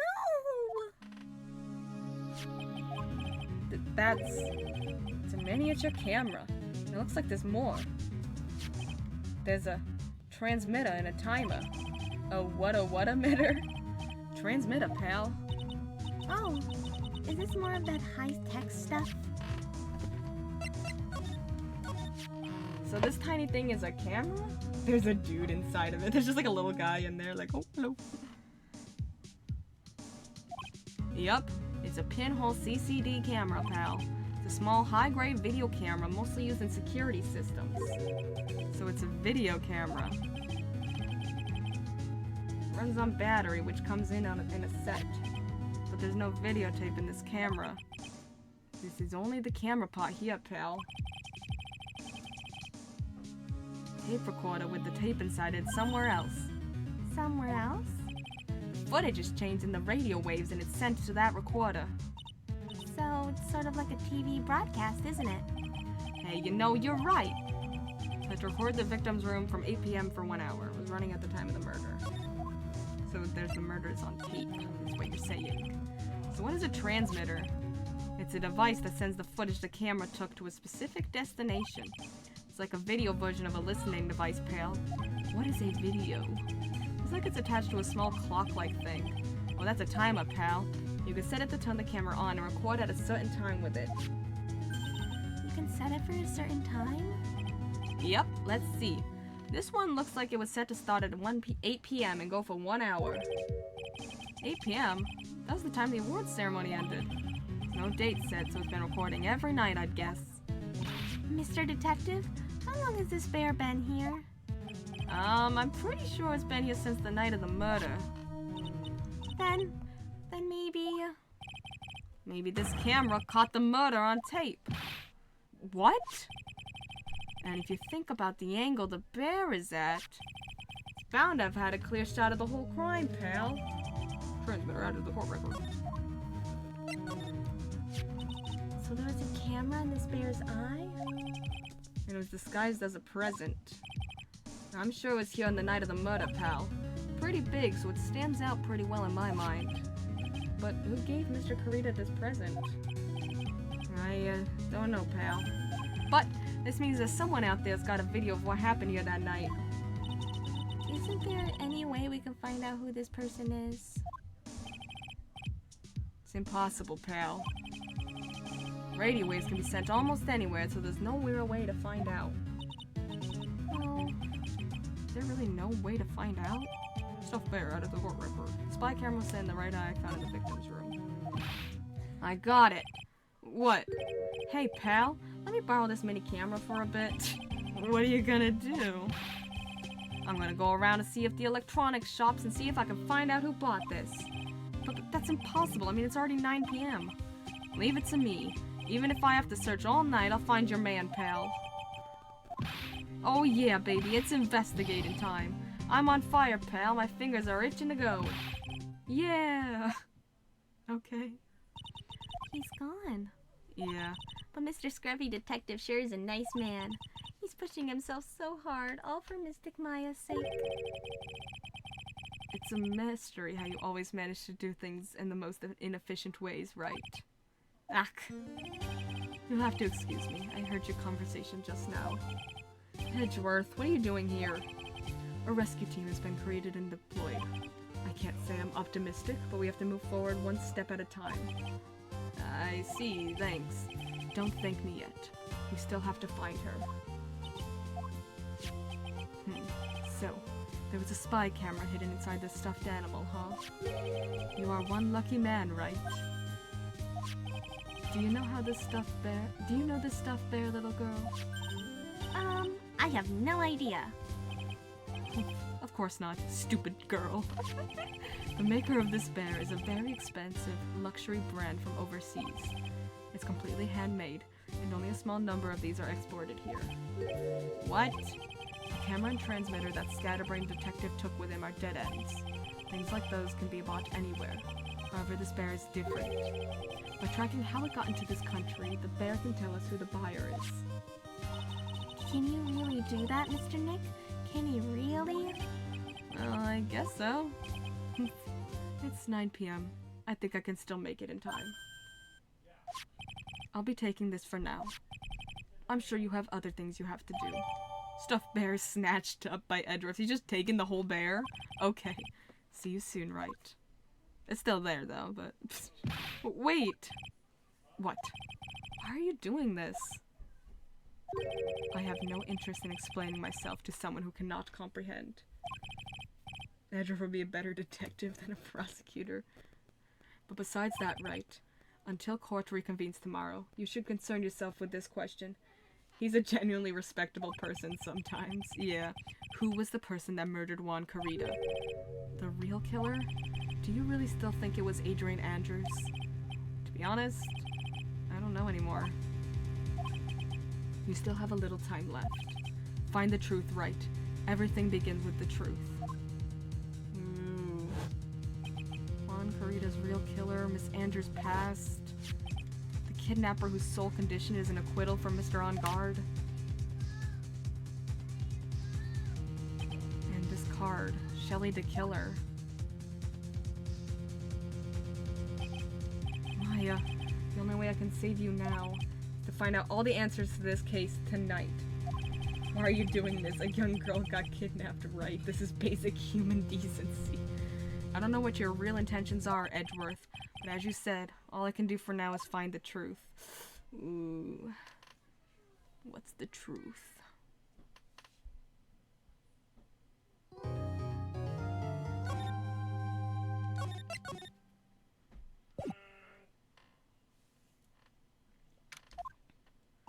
It's past 9 p.m. already, isn't it? I wonder if Mr. Edgeworth has already found Mystic Maya. These things take time, I'd say probably not. The police are professionals, Pearls. They'll find her, so don't you worry. And if we can win a not guilty verdict tomorrow, then everything will be okay. You're right. So, the real person who killed Mr. Corita was... That assassin, Mr. Shelley the Killer, right? And the card Miss Andrews found at the crime scene seems to be proof of that. But if that's the case, then a new question comes to mind. Who's the one that hired the killer to begin with? Who is his client? You mean, who asked for the murder? The person didn't want to dirty their own hands in blood. But whoever this client is, they're still a killer. Who could have hired the assassin? Do you think it was Miss Andrews? I wonder. But if she was the client, then why would she go through the effort to stab the knife into the corpse herself? But if Miss Andrews wasn't the client, then... No, it can't be... Matt on guard himself? Who was it, Matt? Was it Matt? If Mr. On Guard really did hire the assassin... Then he's not innocent at all. Far from it. He would be guilty of the crime. But it can't be Mr. On Guard, right? I mean, when we first talked with him... Mr. On Guard, I'd like to ask you one more question. Did you kill Mr. Juan Corita? Alright, just so we're clear, dude, I didn't kill anyone. And that includes Miss Juan Corita, okay? I didn't see any psyche locks at that time. Actually, that reminds me. Well, maybe, possibly. Did you remember something, Mr. Nick? See the wording? Yeah, the wording's a bit sus. Yeah, something Miss Andrews said at the trial today.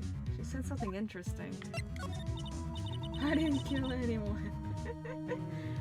So what is this interesting thing? Oh, that's right, you didn't hear it, did you, Pearls?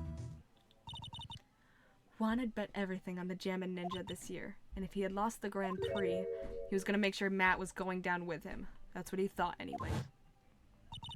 Looked like somehow Juan had his hands on a secret so powerful. Not I didn't get anyone killed, yeah. That it would destroy Matt's acting career had it been revealed. Mr. On Guard's secret? What is this secret? I don't know yet, but for now, let's think about it this way. Mr. Corita was going to reveal this secret. That means Mr. On Guard had plenty of motive to have Mr. Corita silenced. Which means we have to meet with Mr. On Guard. There's no way around it now.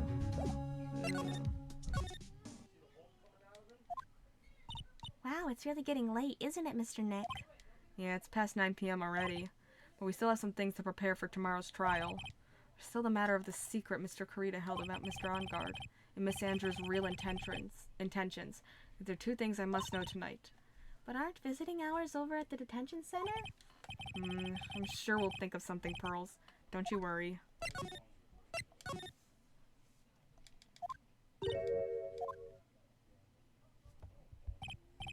Hey, wait! What is it, whippersnapper? All I know is nothing that has anything to do with you is ever good. I can't help but think this so-called confession has something to do with his mentor. Ooh, yeah. Like just now, I was handed this strange device for who knows what reason. And I was told to use it to search the whole hotel. That's the bug sweeper, isn't it? The one Gumshoe made? I don't know, and frankly, I don't care. But that request came from Edgy Poo, so... Edgeworth? And he said...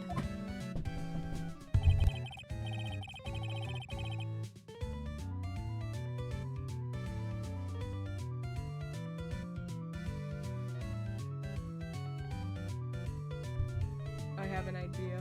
Ooh, what is it? If you feel angry, direct your anger at that unsophisticated lawyer. Something about her death and the lack of a note doesn't sound right to me. Yeah. So I'm gonna feel free to direct all my anger towards you. Ugh. Gee, thanks a bundle, Edgeworth. What a pal you are. This is absolutely top secret, so you'd better keep it to yourselves. I heard they found a spy camera hidden in one of the presents. Wow, crazy. Very interesting. I'm sure it was, you know. It was to catch poor Juan in the middle of a scandalous meeting. Scandalous? What's that? It means, well, you know that gossip that's been going around about my dear Juan. Oh, you mean the thing about Miss Andrews? I'm sure she must have had some reason for getting close to Mr. Corita. I'll let you in on another secret, youngin'. I know who planted that spy camera. It was that obnoxious, puffy-haired photographer girl. The nerve of some people. Spying on people by herself, as if I wouldn't want to see it for myself, too. Wow, the alien actually admitted her true intentions for a change. I don't know what you're thinking exactly, but I can bet that it's nothing good. But I didn't say anything. So you want to know about Juan and that manager, right? Actually, as I hear it, they were something of a refreshing pair, those two. Oh, I'll tell you, Juan really welcomed that manager with open arms, I heard. The confession involved someone closely related to Andrews, which is why she was willing to help him set up the conference, so Matt had him killed in order to save his career. That's why everyone seemed so sus, because everyone had some secret to hide about what's actually happening. Ooh. I tell you, Juan really welcomed that manager with open arms, I heard. That manager? What are you talking about? You don't know? That manager woman Juan had. It's a shame she killed herself, though. Oh, you're talking about Miss Celeste Impex? Miss Andrews' mentor, right? Yes, that's the one. That's Celeste's girl. She was supposed to get married, you know. Married? You mean to Mr. Corita? Really, you young kids today don't know anything, do you? That girl Celeste killed herself 3 days after their marriage announcement. 3 days after their marriage announcement. Why would Miss Impex want to kill herself? She was gonna get married. Well, that's because she was thrown away, you see, by Juan. What? But they were gonna get married, right? They promised each other, right? They held a grand announcement session, but 3 days later, Juan suddenly canceled their marriage. Is that true? It was in the weekly magazines. But why? Why would he do that? That was not in the magazines, unfortunately. I've just clocked what happened with a lack of some context. I see. That night after Juan called off the wedding, that manager Celeste killed herself. How terrible. I wonder what happened between those two.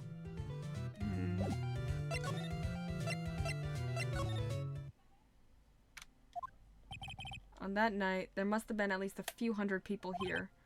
I guess the police are done with their questioning and investigating. Looks like things here in the lobby have finally calmed down.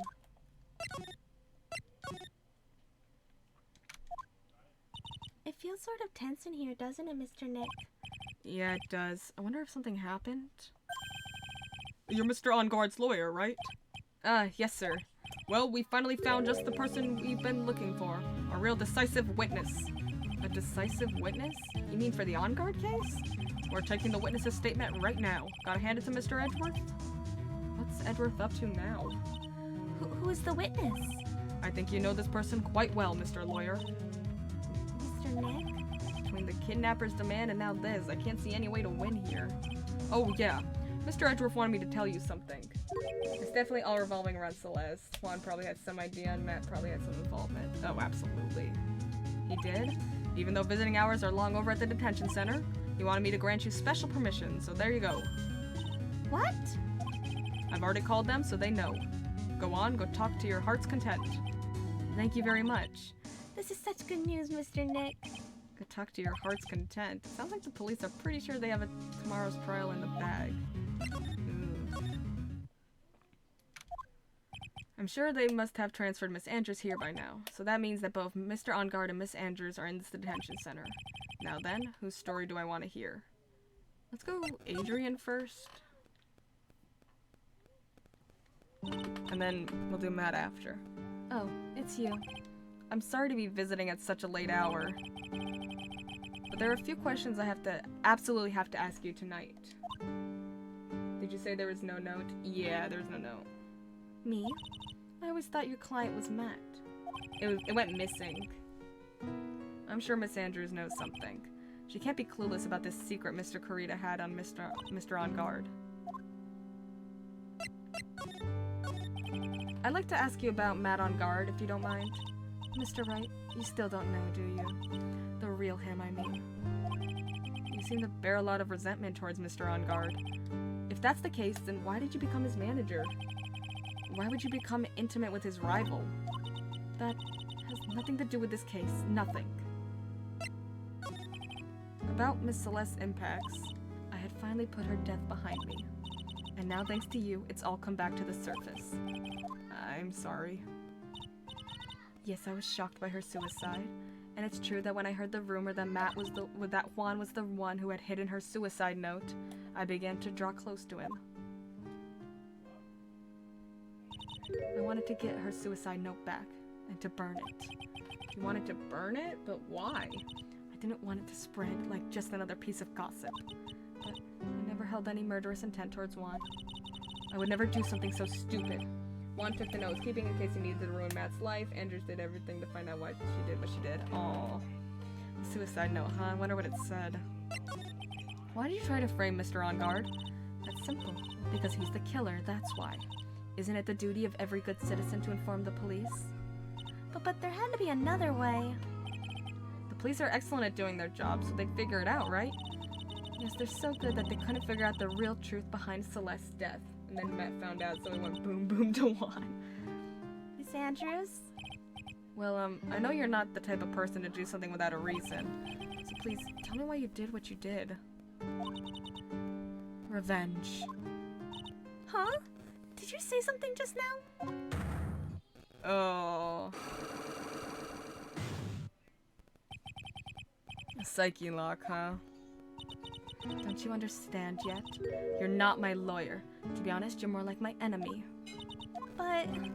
Sure, I just heard Miss Andrews say, revenge. Ugh. Alright, let's talk to... Oh. Oh, Mr. Wright, please, you have to help me. Who is this? Uh-oh. Oh. Mr. Powers! What happened? Why are you here? You see, I got roped into this somehow. What? And now I'm gonna testify at tomorrow's trial. So the decisive witness is Mr. Powers? I was talking with the detective until a little while ago, and I was on my way home. When all of a sudden, you there, you're under arrest, and I was brought back here. Oh. They said my face and whole self in general looks suspicious or something. Well, I guess I can see how they thought you looked suspicious. I'm just a normal guy on an exercise show for kids. Is that a crime? Yeah, is that a crime? So, about this testimony you're giving, what are you going to talk about? I don't really know yet. But it sounds like I saw something pretty important from what they tell me. You saw something important? What was it? Oh, well, the detective told me not to talk about it. You can't tell anyone, and especially not that lawyer, he said. Who do you think is that lawyer the detective was talking about? I'm gonna take a wild guess and say it's me. Crazy. Yeah, you got it. Mr. Nick? Mr. Maya and myself are your only two allies in this whole world, but it's alright. Ouch, I don't really have a lot of friends, do I? Boom. Obviously, though, Matt used an assassin, knowing full well he'd be suspected for the crime, used the best assassin he knew and used Maya as an extra motivation to get acquitted. Boom, full timeline. That's crazy. This is gonna be a lot of damage to Matt, you know, because he's got that refreshing like a spring breeze image going. What is he really like? Well, let's see, Matt's always been kind of a player with women. He would never really turn a pretty face away, if you know what I mean. He'd always say it's just a game to justify himself. What? How horrible! That's unforgivable! Oh, sorry. Didn't mean to offend you. But you know he said once that there's only one person in the world who won't swoon over me. One person who won't swoon over him? His manager, you know? Miss Adrian Andrews. Why is Mr. Powers suddenly looking kind of energetic? You see, I'm actually a sucker for gossip. I mean, celebrities and their world have this dazzling sort of image, right? Dazzling sort of image, but aren't you a part of that dazzle, Mr. Powers? No, I'm more of a hairy, sweaty, smelly, brutish kind of guy, you see. But it's okay, really. I get to hear plenty of gossip about all the other stars around me as things happen. Well, that's true. Oh, hey, so did you hear about this yet? About Miss Andrews' mentor and her suicide? Okay, I know this is out there, but I think Matt got with Celeste and then Juan found out. About Miss Andrews' mentor and her suicide? You mean Miss Impacts? We heard something about how her wedding was canceled. Yeah, that's what I'm talking about. I thought about it a little the other day, about that mysterious death.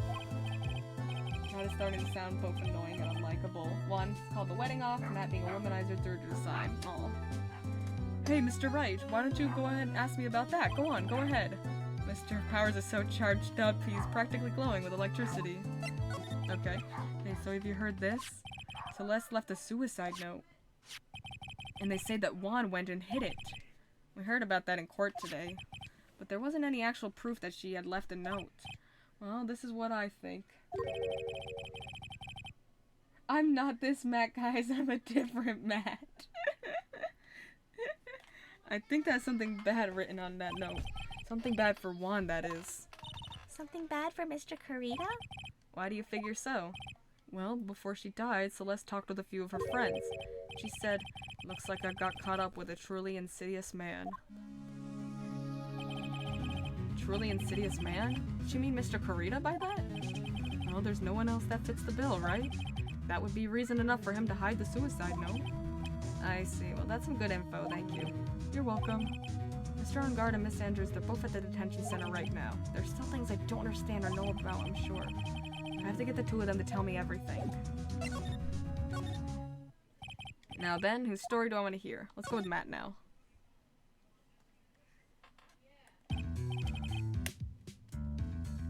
Dude, it's Mr. Wright. I hope you can get me off the hook tomorrow. I'm counting on you. I hope so too. Edriff just dropped a bombshell on me by saying that Juan Kurita was killed by an assassin and that the assassin's client is this man, Matt Ungard. What's wrong? Mr. Ungard, there's something I must know with 100% certainty. You seem kind of different. You're totally not like your usual lawyer self, dude. About the press conference? You mean the one where Juan was gonna dress up as the Nickel Samurai? Yeah, I heard a little more about it from Miss Andrews. Looked like somehow Juan had got his hands on a secret so powerful that it would destroy Matt's acting career had it been revealed. Could you please fill me in on what this secret is, please? Oh. Oh my god! Oh no! Look at all those psyche logs! Holy crap, that's the most there's ever been! I knew this was coming. Mr. Nick, don't tell me. Psyche locks. You said a secret, right? But I don't have any idea what it is. Do you, dude?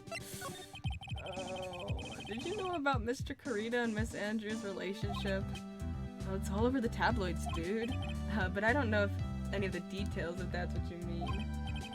What kind of times do I have to tell you? I don't care what Juan did with his life. Miss Andrews, she had started seeing Mr. Kurita.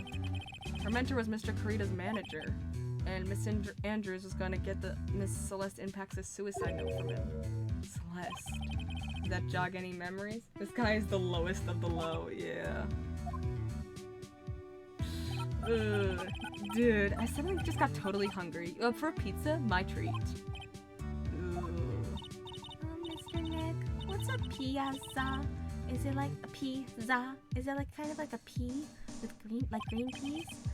Let's go eat one later, okay? Ugh, I got cut off by the pizza dude at the shop. That's too bad. Well, how about we get our minds off this topic and talk about something else, okay? Ugh. Mr. Ungard, are you connected to Miss Impax's suicide in some way? Ooh, boy. Oh, I wanted to prevent. Okay, whatever. We'll go back. Mr. Nick, your phone! Don't like the sound of this ringtone right now. Sounds like kind of ominous. It's probably just your imagination. You should really pick it up, Mr. Nick. It could be important. This guy is giving me really bad vibes, especially after what I started to think about it. Yeah. You should pick it up, Mr. Nick. It could be important. Hello? We've got a big problem, pal. What's wrong? I'm on my way to your office right now. Okay. Hey, wait a sec. Why is he coming here? It's terrible. I don't know what to say, pal. It's time. Oh, no, I got here faster than I thought. Hey. No time to relax now, pal. I'm confused as anything here. Well, what happened? We got him. We know who bought that spy camera. This quickly? And this bear's what gave them away, pal. The bear. I figured it out, pal. I figured that we should have been looking in this bear instead of the camera. But wasn't it Mr. Edgeworth that figured it? Shh, Pearls. And, go on. There's only one person who bought one of these bears who's related to this crime. Who is it? Who would be so rude as to spy on another person in their room? Matt on guard. Uh-oh. Huh? Matt on guard. Your client, that's who, pal. Here I thought things couldn't get any worse. Oh boy. Are you sure you heard right? That the person who bought the bear was... I heard it from the department store clerk, pal. This is the credit card receipt from the purchase. Why would he be recording?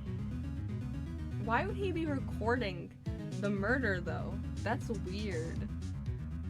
That's so weird. This is the credit card receipt for the purchase. It's for 3,800, pal. That's an exact match to the price of the stuffed bear.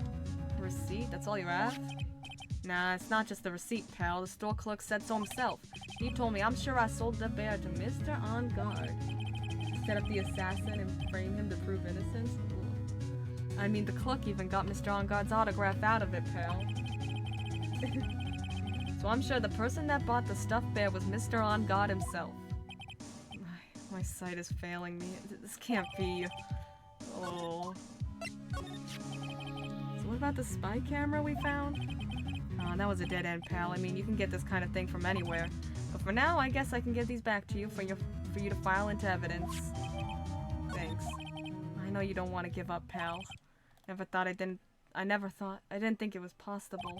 The person who put the spy camera in Juan Carita's room was Matt on Guard. Why would Mr. On Guard do something like this? I bet it was to catch Miss Andrews and Mr. Carita in one of their rendezvous. I bet it's not good enough for me. I have to know the absolute truth behind this camera. Are you gonna see him? Mr. On Guard, I mean? Yeah. I'm scared, Mr. Nick. I wonder what we'll find out next. I'm scared myself, but I have to put on a good face for Pearls.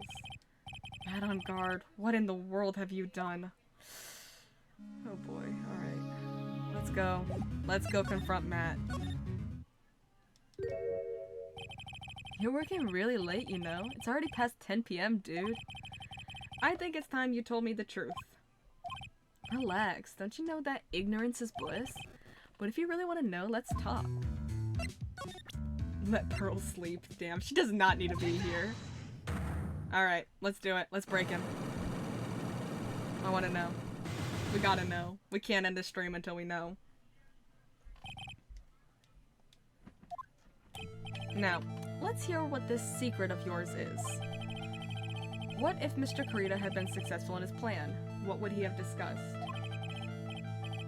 I told you before, dude.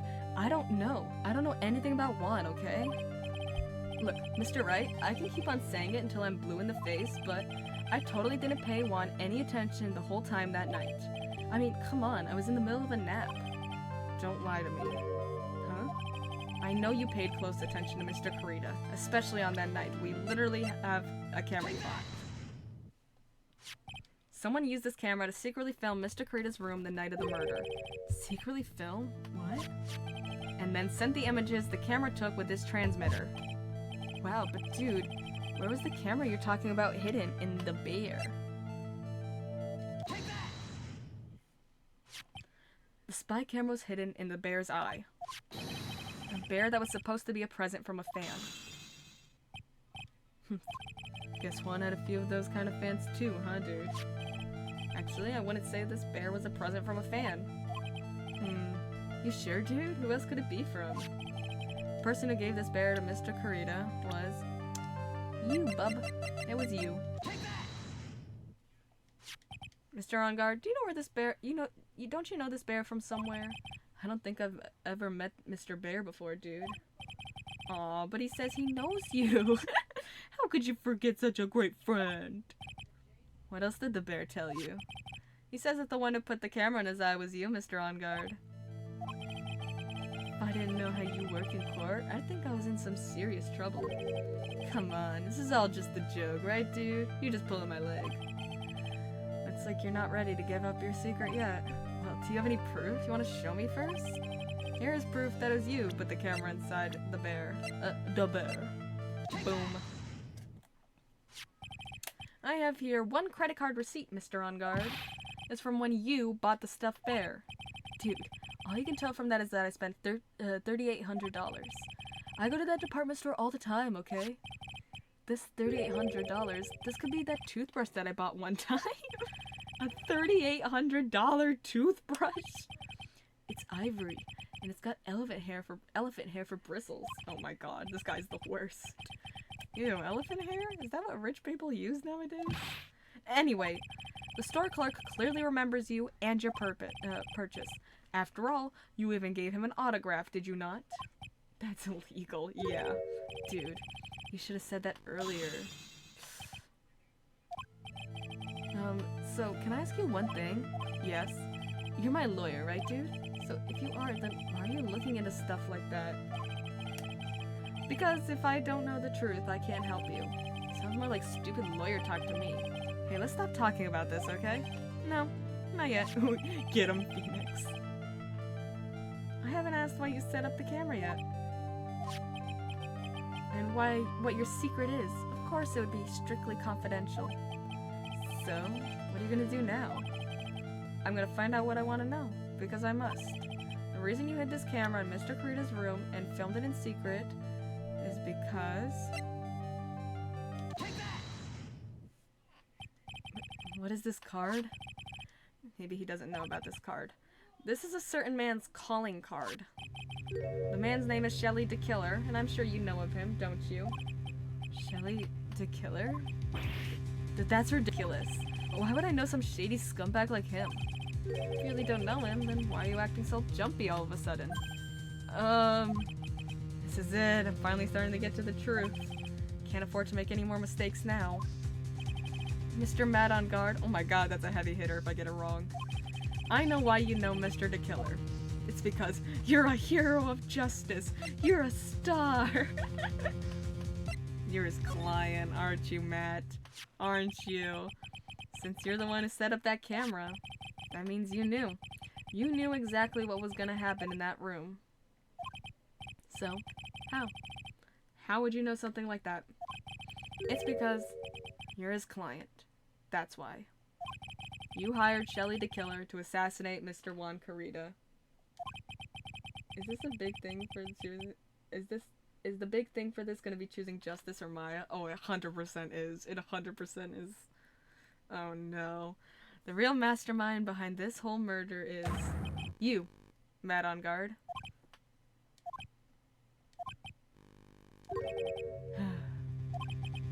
And here I was, trying to be a good boy for you, dude. I thought if you didn't know, you'd be able to do your job without feeling bad. Well, that's what I thought anyway. Mr. On Guard? You really did hire?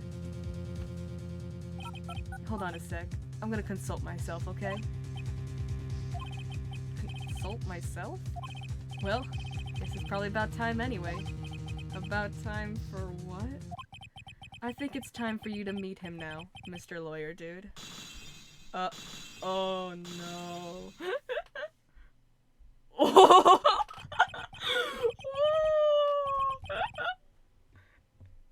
Oh no! How do you do, Mr. Lawyer? I'm Matt on Guard. Oh god, he's so cool! He's so cool but scary! Oh, he looks so cool, what the hell? Well done, Mr. Wright. I bet it wasn't easy to gather as much information as you have. You really are Shelly the Killer's client?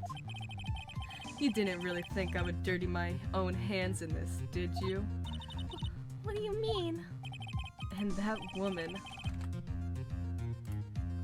Adrian was quite brave herself. Trying to stick the crime on me, I didn't think she had it in her. But all I care about is that Juan is dead. Isn't that right, Mr. Lawyer? You're lying. What a terrible... It's past your bedtime, little girl. Go on and let us grown-ups talk about more adult things. Why is Pearl here? But why? Why'd you hide the video camera and... I feel like Edgeworth is Maya's only chance of survival now. Yeah. A weakling soon believes the words of others, just like that pathetic Adrian. You know about Miss Andrews' secret? I'm no weakling.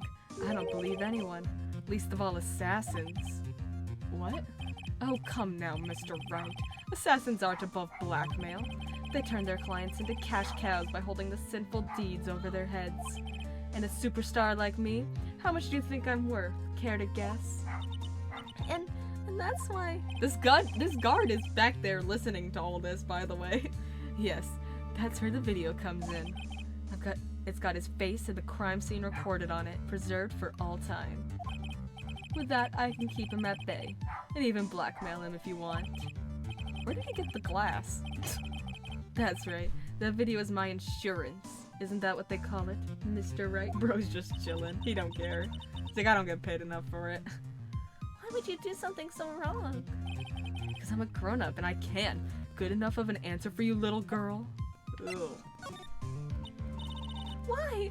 Why would you kill Mr. Kurita? Because he was about to sling so much dung onto my beautiful public image. Scandals are a little annoying, aren't they? This is all because of that press conference, isn't it? If Mr. Kurita had been able to give it, then Mr. Engarde's secret would have... He's gonna tell his wife this at dinner tonight. Honey, I just heard the craziest thing. So you know this new superstar, Matt Engarde? Oh well, that's what we call taking advantage of the situation, you know. I had no interest in doing it really, but bit by bit it crept up on me. Where did he get that drink? That's what I'm saying. He has fangs now! Do you see that? He's got fangs! He's crazy! And when the situation just presented itself perfectly, how beautiful, I thought. That's how Mr. Kurita ended up dead. Let me tell you something. I'm not like Adrian. I don't depend on anyone. Hold on. Let's see.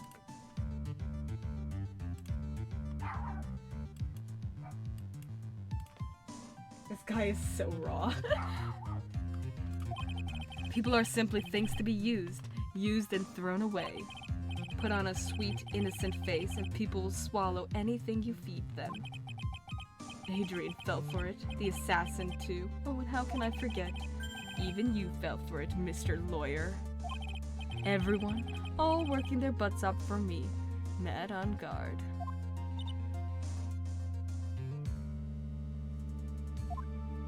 Aw, did that leave you speechless? What a shame. What's wrong, Mr. Lawyer? You've grown awfully quiet. How could I have been so deceived by you all this time? When we first met, I asked if you had killed Juan Kurita. Hold on.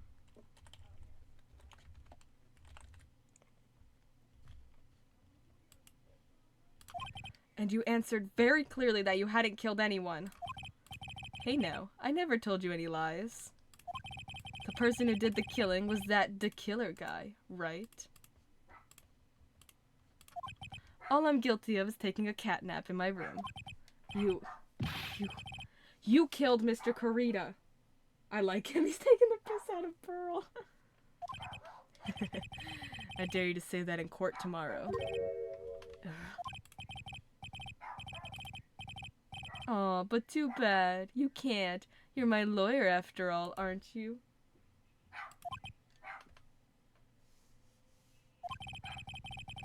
You could always drop my case and refuse to represent me. How does that sound? Aw, but you can't, can you? That would be the one thing you absolutely can't do. Someone give this man a Danganronpa execution. Mystic Maya. You wouldn't want to test a killer. He's a man of his word, or so I hear. You could end up getting a certain friend of yours rubbed out if you lose. You scoundrel. So if I were you, Mr. Wright, Esquire, I think I would give it my all tomorrow. Remember, everyone likes a happy win-win resolution. I'll get you for this. That's such a cliche phrase. Juan said something just like that, if memory serves. Of course, well, we all know how well things turned out for him, don't we?